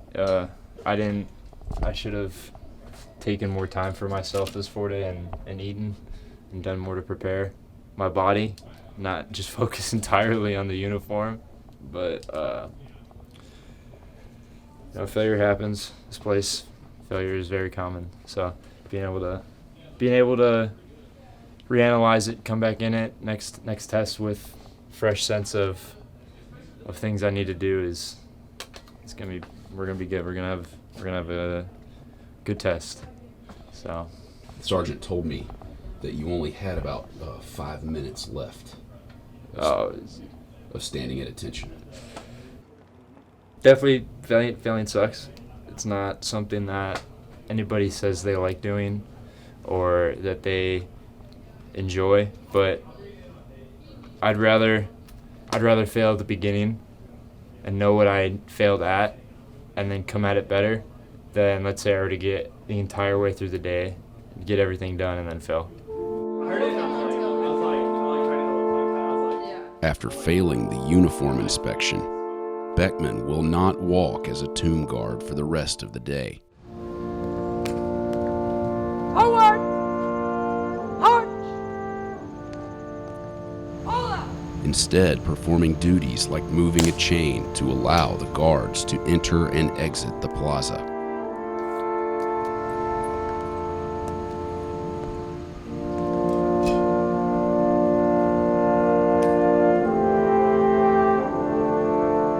Very unfortunate, but like I said, we'll take it, we'll learn from it, we'll get better. I'll get the gigs from my uniform today, and then we'll use that to make sure my stuff's perfect next time.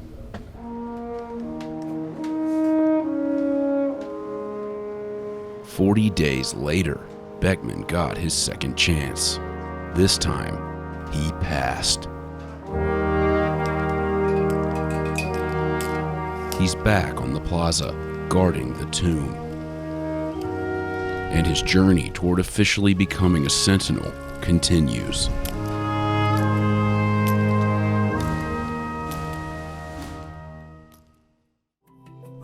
Ultramarine blue is the most expensive paint in the world. Making it requires mastering the techniques for extracting pigment from Lapis Lazuli rock. This is the most expensive blue paint in the world. It comes from these Lapis Lazuli rocks, extracted from mines in Afghanistan. But you can't just crush up Lapis Lazuli and turn it into paint like you would with many other natural pigments. It takes a laborious process to create the color called ultramarine blue. We found it priced as high as $460 for a 225 milliliter tube of oil paint that was on sale. This identically sized tube of synthetic ultramarine costs only $19. Lapis Lazuli pigment has been expensive since ancient times, but modern-day artists have the option of a much cheaper alternative. So why do some still favor the natural stuff? And why is it so expensive? The first step in turning Lapis Lazuli stone into paint is to crush it. Next, keep crushing it. Sometimes I sneeze and it's blue. I mean, it's my hair, they would be all blue. Pigment maker Mohammed Irfan's goal is a fine powder, but not too fine, or else he will have a difficult time extracting the bright blue lazurite from the other minerals in the stone. If the lazurite isn't pure enough, you end up with a muddy, grayish color, rather than the true blue ultramarine is known for. That's because the lapis lazuli rock contains a mixture of minerals that, left in the mix, can dilute the color of the finished product. Can you see the blue parts? So it's all lazurite. It's lazurite, pyrite, silicate. So our job is to remove all those impurities and just extract lazurite. But isolating pigment isn't easy. When Business Insider visited Mohamed's workshop in Canada, he showed us the Sentinel method, named after the Italian painter who most famously described it. It's one of the oldest and most labor-intensive ways to turn lapis lazuli into Fra Angelico, the purest ultramarine blue pigment. It takes longer and produces less pigment than other methods, so it's usually reserved for specialty orders. We extract lazurite by Sentinel method when we are supplying to different museums and for the restoration projects. What separates the Sentinel method from other methods is that the powder gets turned into a dough. Mohamed heats the lapis lazuli powder with beeswax, pine resin, mastic gum, and linseed oil. See, like this one, mastic. So when I'm doing this, I have sometimes start eating them, you know, it's so good.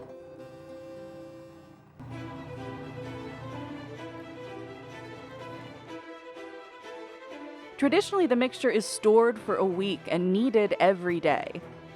Instead, Mohamed rolls his dough into little balls and lets them dry for 2 or 3 days. Wow, it smells so good. This reminds me, you know, actually I was raised in Pakistan, the north of Pakistan, with pine trees. All over you can see the pine trees, and it fills me when I'm smelling this one. It looks like I'm in that area of my childhood where I grown up. I used to make long sticks and then extract it with hand, but I don't use hands now. I have another machine. This is an even bigger deviation from Sentinel's original method. He specified that the pigment should be washed out of the dough by hand, specifically the hands of a young girl. Mohamed's method is mostly hands-free, opting for a ball mill that tumbles the dough balls with steel balls and hot water. They will push each other, and you know, it will create it will help to take out these lazurite. It will make them soften, and so the lazurite is going to come quickly and easily. After about 2 hours, the lazurite will be pulled into the water, leaving the other minerals stuck in the dough.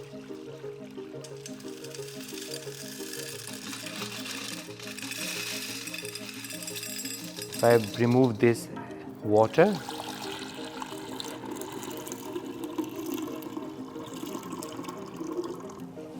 you can see this. This is all Fra Angelico. But it needs washing 5-6 more times. After the final wash, Mohamed will run the drained pigment through a dehydrator. And in about 2 hours, it's ready to use. So now you can see this is a beautiful color, and I'm really happy with the results. It's not much. See, with the 400 gram of using lapis lazuli, we only got this much, and this is around 20 to 30 gram. This size of the jar of Fra Angelico Sentinel, it sells around $190. Mohamed's company, De Mairo, produces 4,000 to 5,000 pounds of lapis lazuli pigment every year, mostly using a secret method that he took 6 years to develop. While the Sentinel method can take up to 4 days to produce 1 kilo of pigment, Mohamed's method yields up to 20 kilos in a single day. That's for the bulk orders. Like Michael Harding, we supply to him, so his orders are usually like 200 to 400 kilo. So that we cannot extract by the Sentinel method. Mohamed has spent nearly his whole life thinking about lapis lazuli. He grew up in Pakistan on the border of Afghanistan, the region where most of the world's lapis lazuli comes from. I think I was 7 or 8 years old, and someone brought lapis rough to show to my grandfather. And at that time when I saw lapis, I got so fascinated with its pyrite and the color, and I thought like, oh, what is this? These days, you don't need funding from the Pope to afford a version of ultramarine blue. Artists can now use a cheaper synthetic option. Today, it sometimes costs 24 times less than the natural stuff. And while the two varieties are mostly identical, artists will still reach for the pricier natural one for certain occasions. Lapis lazuli has a crystalline structure, so it reflects light. And the synthetic one, it absorbs more light. So that's when you'd see the difference of synthetic after painting. It's like the lapis is going to be more brilliant, more vivid than the synthetic one. Some artists like the textural quality a natural pigment provides. There's also simply the bottom line to consider. It adds value to their artwork. So when they're using synthetic, if someone is selling a painting for, let's suppose, $1,000, but when they use lapis lazuli pigment, they can sell the same painting for $5,000. To turn the pigment into paint, Mohammed mixes it with oil. It's so smooth that even I haven't used it. It mixes so well if it's made properly. You don't need to use the Mueller. I use walnut oil for when I'm checking because it's not so yellow. So it's really give me the real shades and color, and I can check its quality. For the last 10 years, the demand has gone so up, even individual artists and plus the companies. And especially the last 3-4 years, because of the AI, I see the big demand for the real artwork now. So our target is to make it available for everyone. So we can share the beauty of this beautiful rock and pigment with everyone. Lobsters are synonymous with Maine, but lobster migration is adding a new challenge to this hands-on industry. Shelling a lobster claw takes quick hands and a good night. Maine traps 90% of America's lobsters, about 100 million pounds every year. That one right there is going to look real good on somebody's dinner plate. But for decades, lobsters along the East Coast have been shifting north as waters get hotter. 25 years ago, this time of year, this bay would have been full of boats and traps. I'm the only boat hauling here today. The population of lobsters up in here has definitely changed. That's a problem because many of the fishermen here only catch lobsters. I think there's always risk associated with putting all of your eggs in one basket. For 7 months of the year, Steve and his brother Dan set sail in the dark to pick up bait. I'm 57, he's 55, but basically every dollar I've made has come out of the water right here since I was 12 years old. As they motor out to their first set of traps, Dan preps that bait.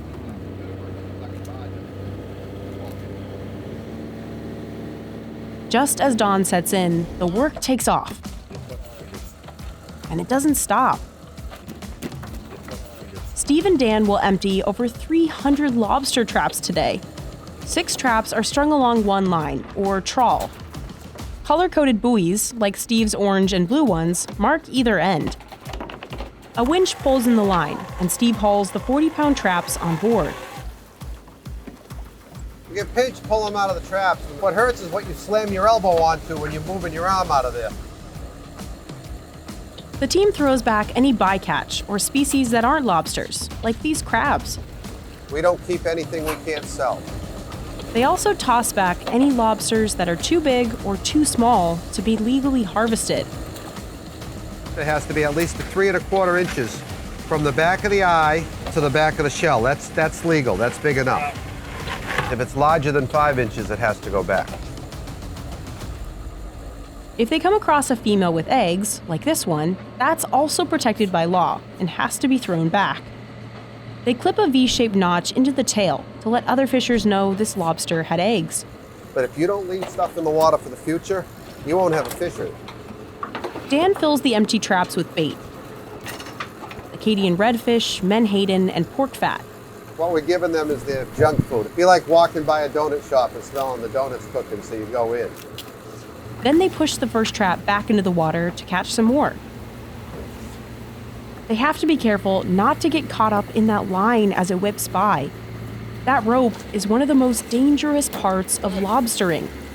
It's why these guys carry a knife. In case the rope pulls them overboard, they can cut themselves free. He could fall off the stern. It would be 3 minutes before I realized he went overboard. And that's not like I was ignoring him. It's just I'm doing other things. Once the traps are safely back in the water, Steve and Dan slide rubber bands around the claws of their latest catch. We try to ban the hard shells first sometimes because they'll bite the other ones. I have to pay for everything except for the bands. The dealers give us the bands. Steve drops them into the tank below, so they'll stay kicking. You want a lobster to stay alive all the way until it's cooked, so bacteria doesn't grow. Because they get paid by the lobster, the team keeps a tally from each buoy line. 2. It's gonna be a long day, Dan. They want to catch at least 10 lobsters from one trawl, or about 2 pounds a trap. Anything under a pound is real bad. Even when we're having a bad day and we're not catching much, look where we are. I'd much rather be here than stuck in an office somewhere. But for the last decade or so, rumors have swirled that Maine's lobster population could be at risk. Scientists track the East Coast lobster stock by the total weight of the population, what's called the biomass. If you were to pinpoint a location where you could sort of balance that biomass on your fingertip, that would be the center of gravity. In the 1970s, lobster's center of gravity was actually right off Long Island, New York. Because of warming water, the population collapsed there. The center shifted north, towards the stronger population off southern New England. But soon, the same thing happened there, and that population collapsed. By the late 2000s, the center had shifted all the way to the Gulf of Maine. Fishermen here experienced a surge in the lobster population. By 2016, lobster landings had hit a record high of 132 million pounds and made up almost half of what was caught in Maine.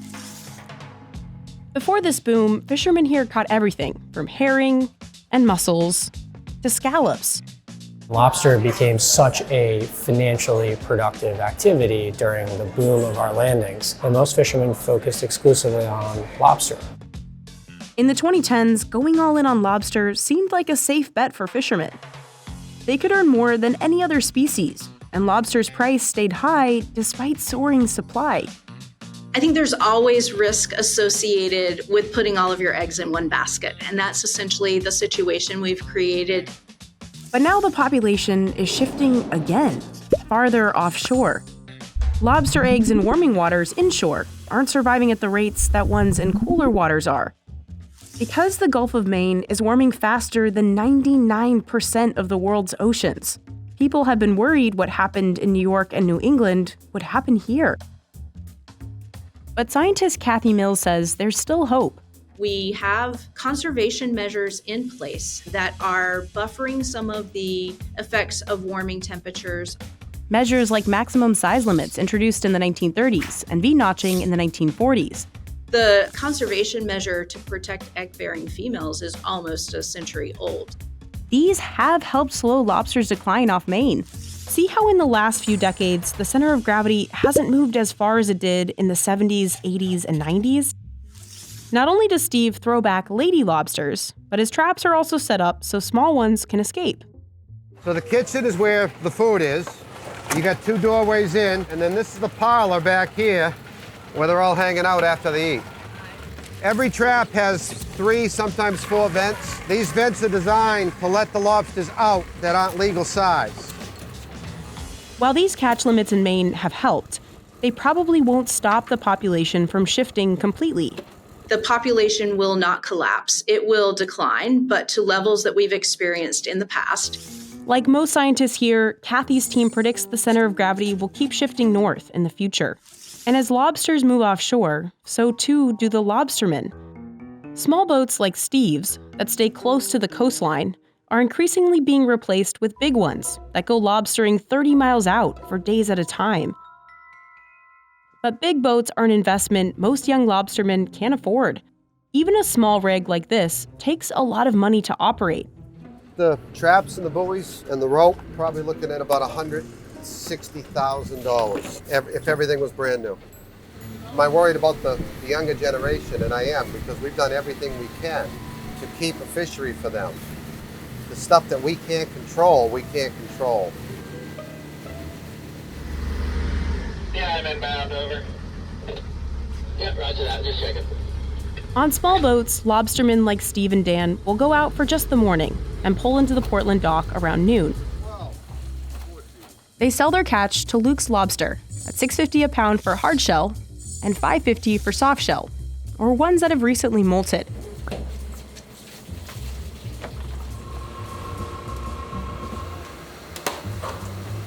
Ward Peck runs the tank room. His team grades the lobsters based on weight and quality as they come off the boats. Ones with 2 full-grown claws get a higher grade.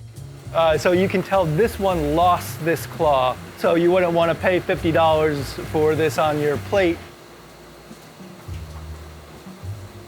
They also sort them by the hardness of their shells. If you squeeze a soft shell, you can feel water inside because there's still room for the lobster to grow. That also means there's less meat. Those can only be sold to local markets before they spoil. A hard shell, though? It's like a bullet. There's no water in here. The higher proportion of meat to shell in a hard shell lobster. Hard shell lobsters will fetch a bit more because they survive longer and they can be exported out of the state. Here's something that you would pay good money for at a Manhattan restaurant. It has a crusher claw, it has a pincher claw. The crusher claw is bigger, pincher claw is more narrow. 3-pound lobster, I would not want to get my finger in their crusher claw, that's for sure. He's seen some pretty lobsters through all his years of grading. This guy's more of an albino, and this guy is like the calico. He's albino in spots. When they're this color, they look prehistoric to me. Apparently, no matter what color they are when they're alive, once you boil them, they all turn red. From here, Ward will drop them off at Luke's Lobster's restaurant next door, or send them to the company's processing facility, about 20 minutes away. Pablo Morales Rodriguez is working to bring pulque, a traditional Mexican alcoholic beverage, to a new audience. This is the agave plant from Mexico. It's used to make 2 of North America's most popular spirits, tequila and mezcal.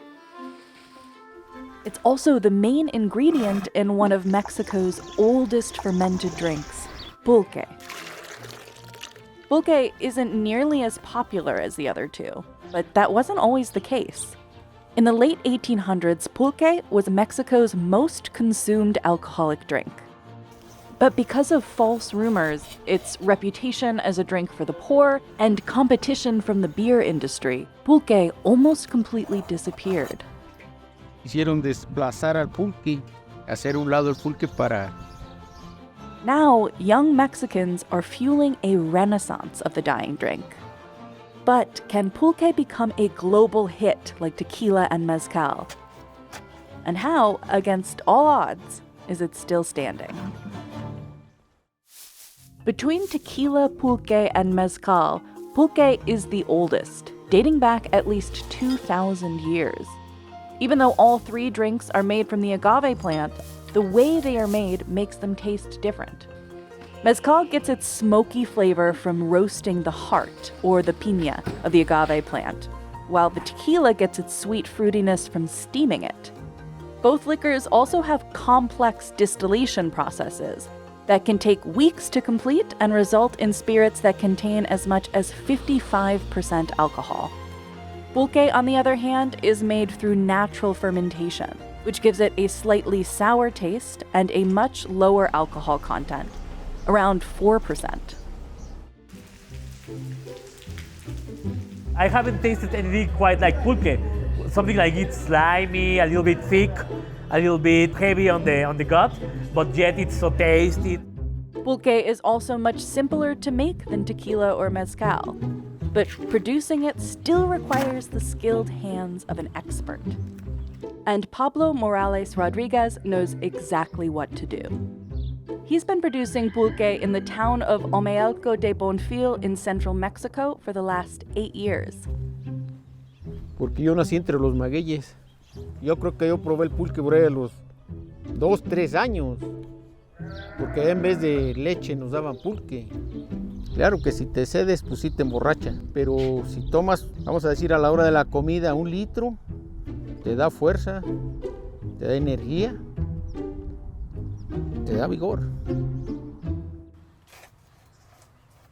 The secret lies in precisely when to cut the agave, or maguey as it's locally known. Pablo has to cut the plant at just the right age to extract the best aguamiel, the sweet sap the agave secretes that ferments into pulque. If he cuts the agave too early, it could produce low-quality aguamiel.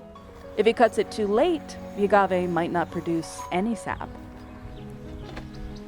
Pablo uses a metal tool to scrape the heart of the agave. Se llama raspa. Si no sacamos esto, si no le raspamos, no da aguamiel, no produce. The agave is typically left to rest for anywhere from 3 months to a year to secrete enough aguamiel to fill the cavity. But beating the bugs has made this more difficult for Pablo.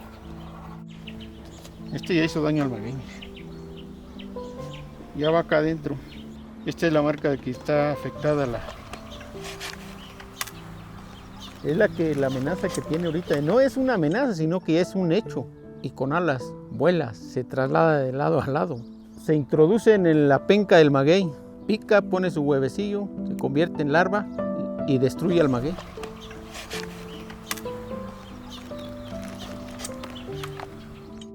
Ya no le va a llegar hasta el corazón, ya le quitamos el daño. Quitamos donde estaba dormido, ya salió.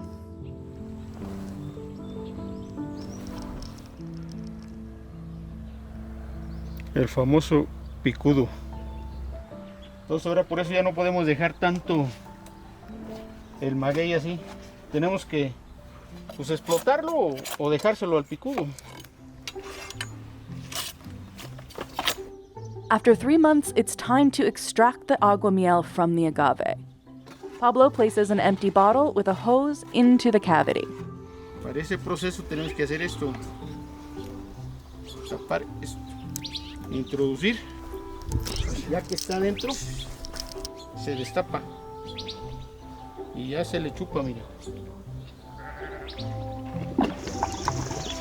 Supuestamente este es el aguamiel.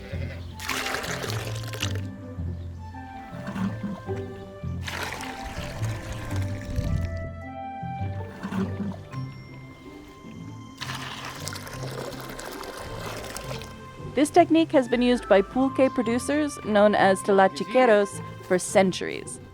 Traditionally, they would use a hollow gourd called an acocote for this step. But Pablo says using an empty bottle is more convenient. Simplemente una botella y un pedazo de manguera y va para arriba. Once the cavity is empty, he scrapes the sides again to stimulate more aguamiel production. At this stage, the average agave plant can produce anywhere from 4 to 6 liters of the sap a day. Pablo collects it 2 to 3 times a day. But unpredictable weather makes it more difficult. If rain gets into the cavity, it could spoil the aguamiel. Tenemos que estar a las vivas de ganarle al agua antes de que llegue el agua, porque de lo contrario, pues, nos gana. Hicieron desplazar al pulque, hacer un lado el pulque para... Despite the challenges, Pablo says his family had no intention of leaving pulque behind. Even though people stopped drinking pulque in cities, it was still enjoyed in rural areas, like where Pablo's family is from. It was small-scale producers like them who kept pulque from disappearing completely. Cuando hacía una reunión, por ejemplo, mi papá en un cumpleaños de mi mamá o de su cumpleaños de mi papá, los compadres, en vez de llevar tequilas o cerveza o vinos, jarros de pulque, y con eso era su brindis, que lo disfrutaban. They continued harvesting their agave plants and fermenting their pulque in small rooms called tinacals, like the one Pablo uses today. He pours fresh aguamiel into a plastic barrel with pulque that's been fermenting for up to 3 weeks. Desde muy antes era barricas. Eran de madera. Ahí ponían a fermentar el pulque, en barricas de madera, luego en ollas de barro. Y ahorita nosotros, pues más fácil y sin broncas, barril de plástico. He continues to add fresh aguamiel to the plastic barrel little by little for up to 10 days, depending on how strong he wants the batch. Entonces el pulque tiene 4 etapas. Dulce, suave, en su punto y fuerte. A mí me gusta bien hecho, en su punto, ni fuerte ni suave. Listo para el consumo.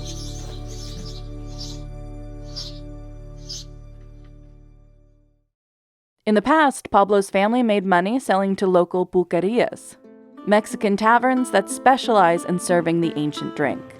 But these specialty bars have been disappearing in Mexico since the mid-1900s. In 1953, there were over 1,200 pulquerias in Mexico City. Nearly 60 years later, that number had dropped to just 72. Since the 1980s, there has been a growing effort to revive pulque in Mexico. In the 2010s, pulque started experiencing a renaissance. Slowly, young Mexicans in search of ways to connect to their roots began flocking to the drink. Mucha gente dice que ya el pulque no lo toma la juventud, que ya la gente no quiere pulque. Pero yo les digo esto, que un buen pulque, donde lo pongas, se va a consumir. Indian farmers are finding a new market to sell a fruit now trending in the United States, even though it's been a local favorite for a long time. This is a mangosteen. If you're unfamiliar with this tropical fruit, that might soon change, because the demand for its flavor is skyrocketing.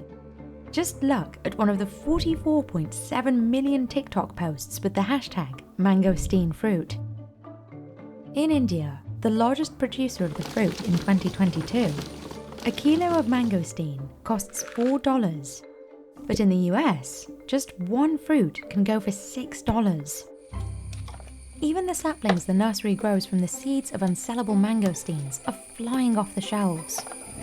The global demand is so high that farmers in India are doing everything they can to grow more, including wiping their farms of other produce to plant more mangosteen trees, all for a fruit that couldn't be legally imported into the US from Asia until 2007.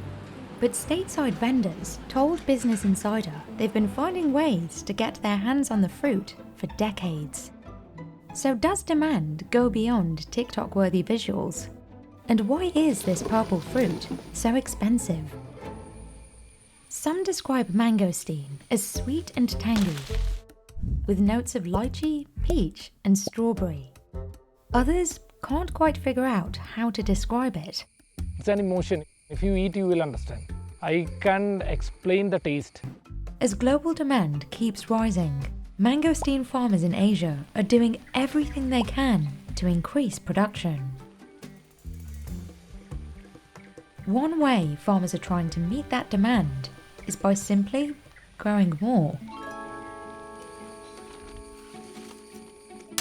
Merlin Murthidar Nursery in Kerala, South India, decided to cut down its other fruits in favour of mangosteens. Right now we are cutting all coconuts, aracanut. We are only promoting this mangosteen because we have profit in this, that much demand we have right now.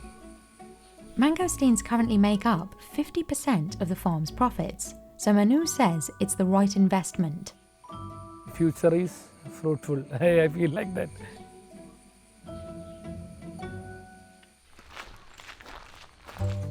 Other farmers like Shaju are catching on too.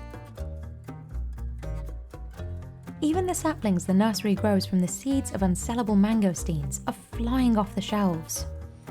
This year, I have just one plant which gave me fruit for almost 10,000 rupees worth fruit. About 40 kilo I sold. So I thought, why not? I'm taking 120. I want to plant these saplings the best possible way, and I want to make it for a commercial purpose. He won't be able to capitalise on mangosteens from those trees anytime soon. It takes up to 10 years for a mangosteen tree to bear fruit. They need a warm, tropical climate with high humidity and slightly acidic soil. That's why they're mainly produced in South and Southeast Asia.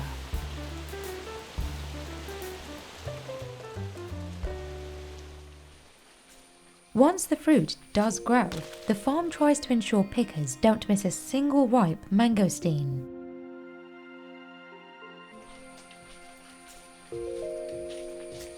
Badou has been picking mangosteens at the farm for 35 years.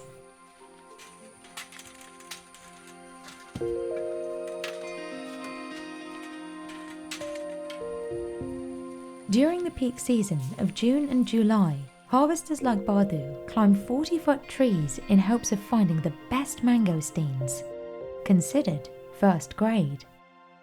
First grade mangosteens are 4 to 8 centimeters in diameter, with a purple or nearly black outer shell and a bright white fleshy fruit underneath. It's a delicate dance as the climbers race against the clock to pick mangosteens before they overripen or fall, ensuring no fruit goes to waste.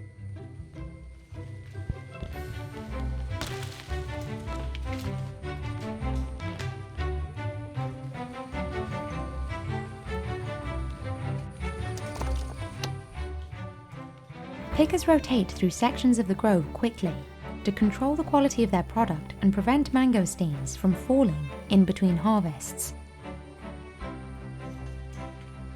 And if one falls, it will quickly lose its sought-after sweet and tangy taste and become inedible. This one is a fell-down fruit. I think fell down before 2 or 3 days because it's already as a stone. We can't open it. Even if a fruit on the ground isn't rock hard, they still won't sell it. Mangosteen can spoil within days of harvesting, so there's a chance it'll go bad before reaching the customer. But every mangosteen they do pick has a predetermined destination, according to Manu, whose father started the Mangosteen farm. The destination guides harvesters in choosing which mangosteens to pick. Nearly a third of the harvest is reserved for direct customers who come to the farm to buy their mangosteen in smaller quantities. The darkest, ripest mangosteens are sold to them because they need to be eaten immediately.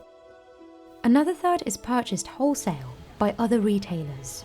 They pay 350 rupees a kilogram, or around $4.17. These buyers seek less ripe, lighter purple mangosteens that can withstand transport times. The final third goes to middlemen, including exporters who sell to other countries. The further Manu has to send the mangosteens, the more expensive they get.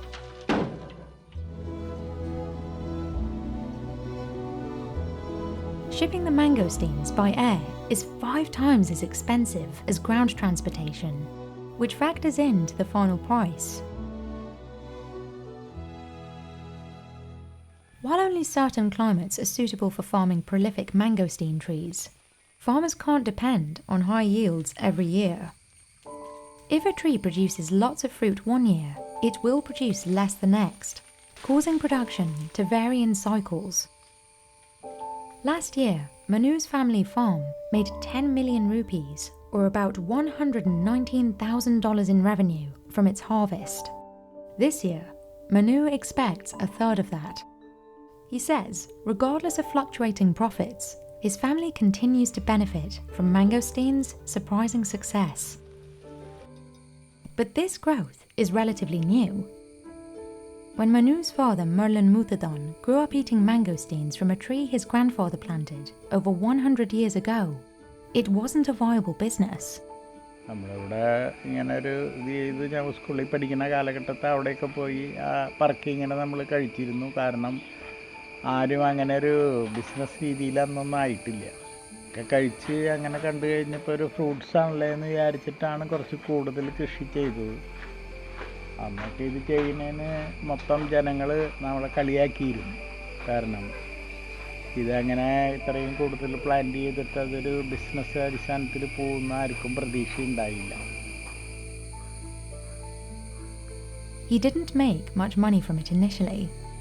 തുടക്കം നമുക്ക് market ചെയ്യാനൊക്കെ ബുദ്ധിമുട്ടായിരുന്നു. Starting rate 20 രൂപയ്ക്കാണ് ഒരു kg 1 kg mangoes നമ്മൾ വിറ്റിരുന്നത്. അങ്ങനെയൊക്കെയുള്ള ബുദ്ധിമുട്ടുകൾ ഉണ്ടായിരുന്നു. But last year, his mangosteens sold for almost 18 times that amount. Merlin started off with 80 mangosteen trees, and now he and his sons look after 1,000 and counting. All the new generation peoples are not into farming. I have a message like you all go for this kind of farming, and if you have a good marketing skill also, you can get a huge success from this. Anish Malpani is dedicating his life to recycling something particularly challenging to reuse: chip bags. Humans make more than 6 million metric tons of potato chips each year, and most of them come in bags like this. They're typically made of multiple micro layers of plastics and aluminum, each serving a different purpose, and they're engineered to keep snacks fresh and crisp for 6 months or longer. But this sophisticated design, used in everything from yogurt pouches to juice boxes, has created a major environmental problem since the material almost always ends up in landfills. It's considered quote-unquote impossible to recycle. Anish Malpani quit his finance job and dedicated his life to solving this problem. Since 2021, his startup has recycled 300,000 chip bags into sunglasses. But why are these packages so difficult to recycle? And are big manufacturers doing anything to fix the problem? The middle of a modern chip bag is usually made from plastic resistant to oil, grease, and moisture. But this doesn't fully block oxygen or light, so it's often coated with aluminum to form the innermost layer. The bag's outer layers must be strong, flexible, and printable, so they're made with two plastics. The undercoat has the graphics, the outermost layer protects them. Before a bag is sealed, it's filled with nitrogen gas to create a low oxygen, low moisture atmosphere. Together, this design helps chips stay fresh and crisp for 6 months. And this deceptively simple-looking design is everywhere. In 2023, the world produced enough MLPs to fill about 4 million garbage trucks. And most recycling facilities don't have the technology to separate or process these packages. So they are usually sent to landfills or incinerators. MLP is the black sheep of the plastic family. Nobody wants this material. Without's headquarters is just one of a handful of places in the world that can recycle MLPs. Because we were approaching this from a problem-first perspective, we chose the things that nobody wants to work on. In the beginning, many people thought we were idiots, like, what are you doing? This is like, doesn't make any sense. Anish and his team spent a lot of time buying and modifying common manufacturing machines like shredders and extruders to recycle these packages. It's not like all of them are designed by us or all of them are off the shelf. It's a combination. It's like a jigsaw puzzle, right? You're kind of finding the space and making it. First up is a modified shredder. It's equipped with a special vacuum that pulls the lightweight films through so it doesn't clog. MLP or chips packets are very light, so it's very hard to sometimes shred them. You need like extra force to suck the material so that it actually gets shredded properly. In the first shredder, we could do only about 1 kilo an hour maybe. Now we do 10 kilos an hour. Workers wash the flakes to remove any glue or dirt.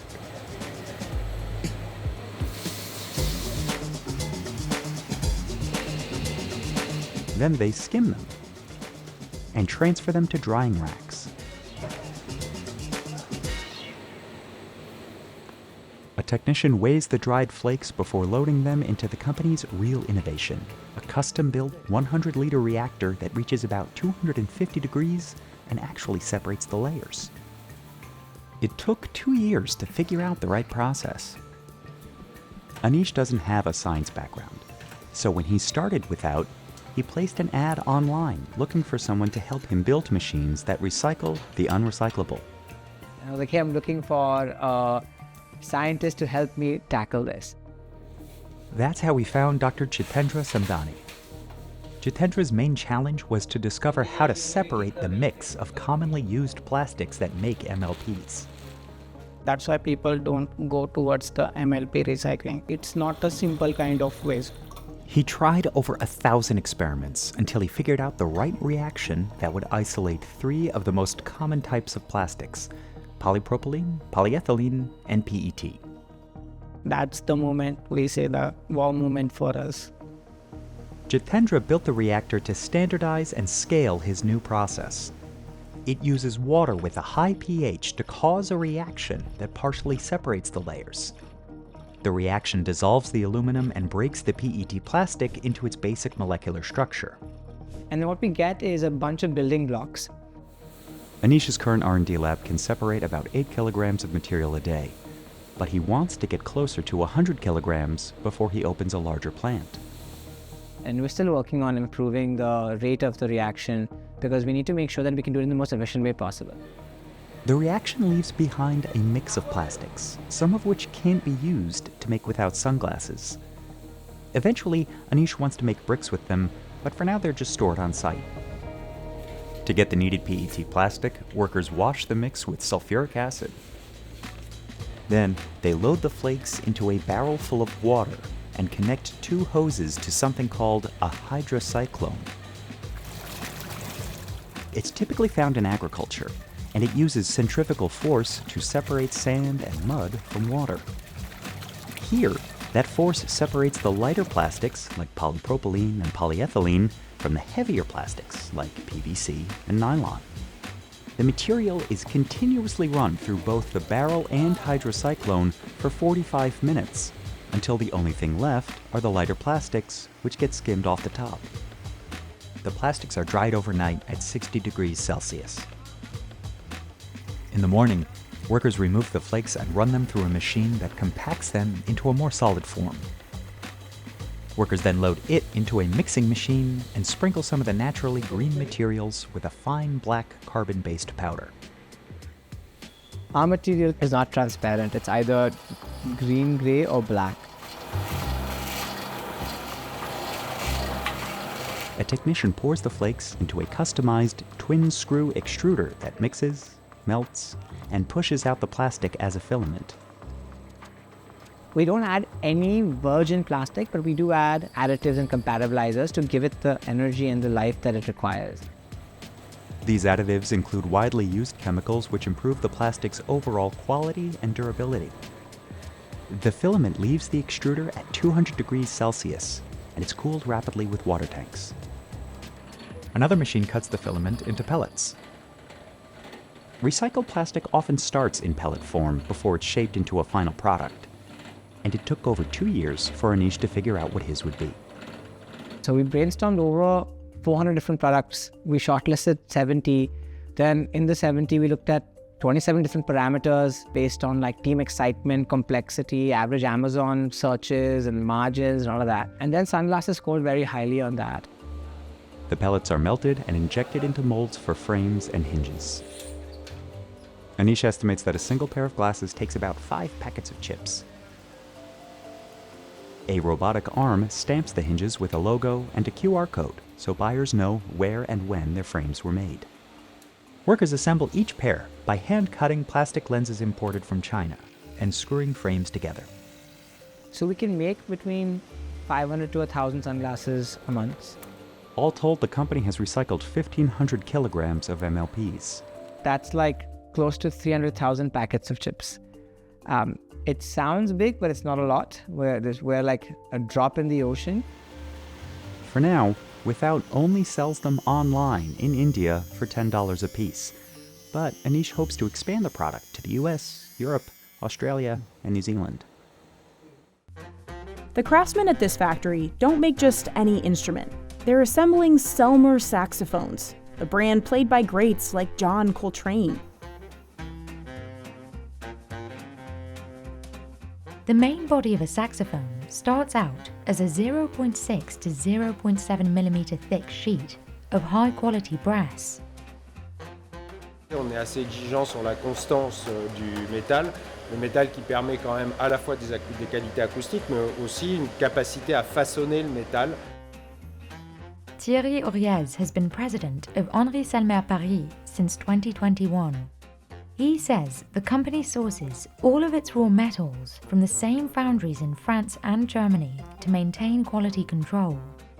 80% of the manufacturing process is done by hand, and because of that, the Selmer operation is massive. The company has about 500 employees making about 10,000 saxophones every year in its workshop, each with over 600 parts. Each brass sheet is cut with a laser cutter, pre-programmed to get the most pieces from each sheet, with as little waste as possible.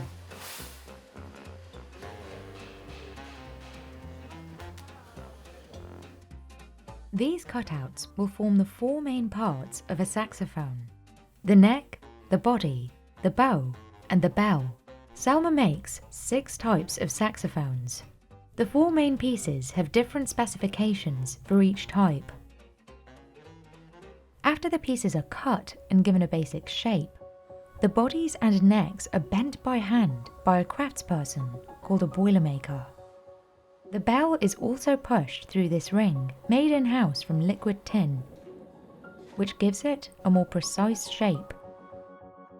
The flare of the bell is then attached to a thin brass ring to reinforce it and hammered into place by hand. The necks are bent into their crook shape with this device. Bows and bells are typically made by pressing the sheet into a mold, creating 2 identical halves, which are then soldered together. The workers pore over every inch of the instrument, down to these mouthpieces or beaks, which are molded from a vulcanized rubber called ebonite. Ah bah ici c'est beaucoup de temps. Hein. Ah oui, si on doit tout contrôler. Each one must be perfect. Key parts of this production process were invented by Selmer and were adopted by the rest of the industry, giving the company a reputation for quality that goes back over a century. Take the way the tone holes are formed. Oval circles are first cut by machine into the body, and raised areas, known as chimneys, are pulled out using a method invented by Selmer in 1922. A machine grabs a circular piece of metal inside the body and creates the tiny ridge you can see here. And these elevated chimneys help keep the instrument airtight by providing secure seating for the keypads. The ceiling of a saxophone is crucial to its final sound. Selmer also pioneered a more recent innovation, improving the keys on its newest model. Les clés ont beaucoup bougé avec l'histoire du saxophone, mais même dans des subtilités dans l'ergonomie. On a lancé un saxophone il y a 2 ans qui s'appelle le Suprême, où on a revu absolument toute l'ergonomie des clés. Chaque clé a été redessinée pour s'adapter parfaitement au jeu des musiciens. Donc il y a constamment des améliorations. The company spent 12 years designing the Supreme, named after Coltrane's album, working with dozens of saxophonists around the world. Selmer spent so much time on the keys because it's the most important factor in how the sax feels to the musician. Parce que l'instrument va finir par faire quasiment partie de leur corps. Ça doit être quelque chose qui puisse répondre parfaitement à l'image qu'ils se font de leur propre son, de leur propre expérience musicale. That's why quality control for the keys, particularly during final assembly, is a top priority. Des fois, on peut avoir des actions du travail des clés qui fait qu'elles vont se dévisser. Et si on ne prête pas attention, elles vont continuer de tourner, puis des fois, elles peuvent partir.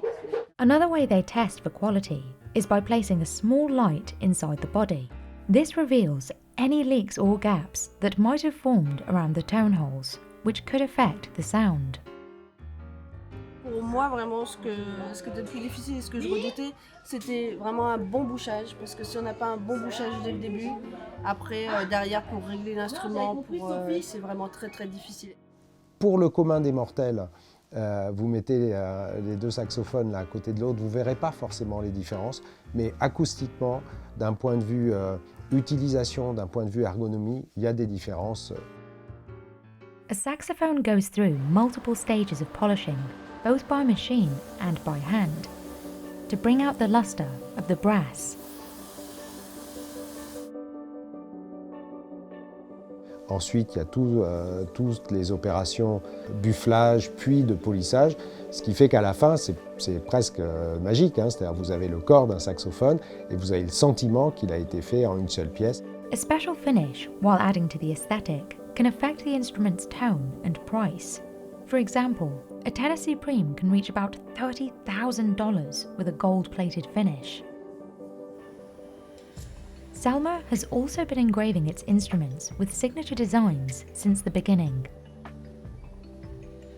La gravure, historiquement, est plutôt autour de thèmes floraux qui sont développés dans les années 30 et 40, qu'on a tendance à respecter mais à moderniser. But the final step in making a saxophone, and one of the most important, is to check the sound. And the best way to do this is by playing it. Et une fois que cet instrument est fini, on va le faire certifier par un musicien professionnel, avec souvent un dialogue avec le finisseur, pour aboutir à un instrument irréprochable. A playtester like Mattia Tomat will make sure everything feels and sounds perfect by playing each assembled saxophone.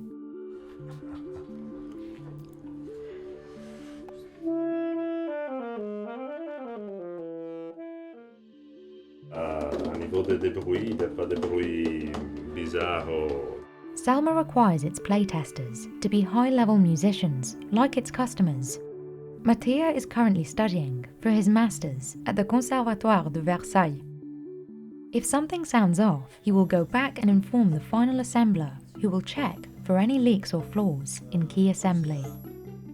Même dans les mêmes modèles, il y a quelque chose qui se change parce que c'est un instrument artisanal, c'est normal qu'il y a des petites choses qui changent, mais ça c'est la beauté de la variété dans la musique.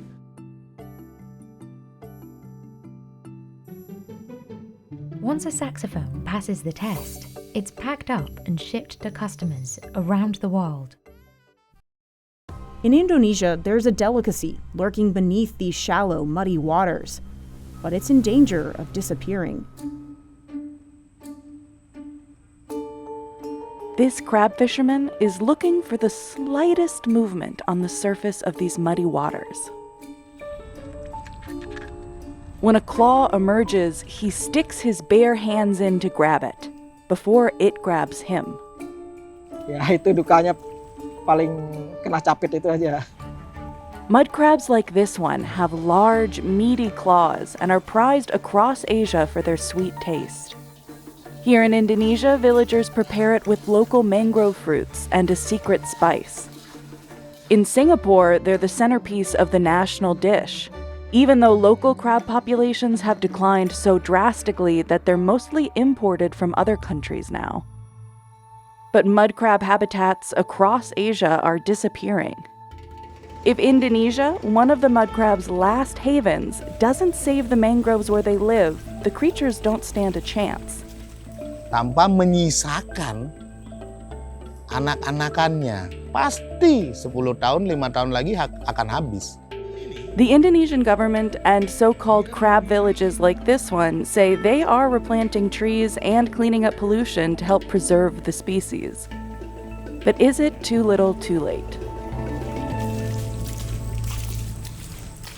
Kulik is a 51-year-old mud crab fisherman at Kampung Kepiting, Ekowisata, Bali in Indonesia. Kalau mempelajari teknik, saya tidak belajar ya gini ya, gimana ya. Memang sudah dari sananya, dari kecil saya memang suka di laut dan suka mencari kepiting. Jadi nggak pernah belajar, langsung aja. He specializes in tracking down the elusive creatures in their natural habitats. salt-tolerant trees and shrubs known as mangroves that grow along coastlines. Ya, jadi kalau kepiting memang pada saat ini agak susah dicari ya. Barrel-shaped bamboo traps called boo-boos are an easy way to catch them. Colic baits the boo-boos with fish or chicken heads and drops them in spots where the crabs usually feed on plants, mollusks, and crustaceans. Jadi kalau medannya tidak memungkinkan untuk dimasangkan bubu, kadang-kadang terlalu berlumpur, bubu tidak bisa dipasang kan, harus memerlukan bambu panjang, jadi kita menggunakan secara tangan itu, meraba.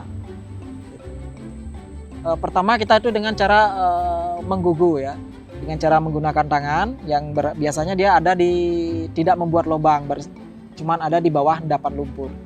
Ya biasanya kelihatan ada tapak kakinya atau tapak badan bekas gesekan di tanah itu, di lumpur tersebut. Jadi kelihatan bekasnya dia, jalannya dia. He also uses a bent iron tool to poke around in the mud, trying not to disturb the delicate mangroves. Kalau dari sistem penangkapan kami di sini belum pernah sampai merusak ya. Belum pernah. Jadi semua metode yang kita lakukan, kita tidak pernah melakukan pemotongan pohon atau pengrusakan. Walaupun seumpama kepiting itu ada di dalam akar pohon, kita menggunakan besi tadi, torean itu untuk mengambil. Jadi kita tidak merusak. But catching mud crabs can be painful. Jadi kalau bicara yang paling menantang dan paling mudah tuh, yang paling menantang itu adalah menggunakan tangan kosong ya. Jadi risiko tercapit itu lebih tinggi karena kita menggunakan tangan tanpa pelindung, kita meraba di lumpur seperti itu. Yang paling parah tuh biasanya kalau terlalu besar atau gimana, kadang-kadang sampai kukunya itu terangkat ya, luka. Prosesnya kalau kita mengambil di alam itu, setelah kita tangkap, itu kita ikat dulu dia. Ikat dulu, baru kita cuci bersih. In 2020, the Indonesian government outlawed harvesting crabs smaller than 12 centimeters, or weighing under 150 grams. And pregnant females are off limits completely. This crab village has its own slightly stricter rules to give the local crab population in these swamps a better chance to grow back. Fishermen are only allowed to catch a crab if it weighs at least 200 grams. But it needs to weigh 300 grams or more to be sold and eaten. So smaller crabs like these will need to spend about 4 months fattening up in a plastic container they call a crab apartment. Here, the villagers can easily feed them and monitor their growth until they are ready to be eaten.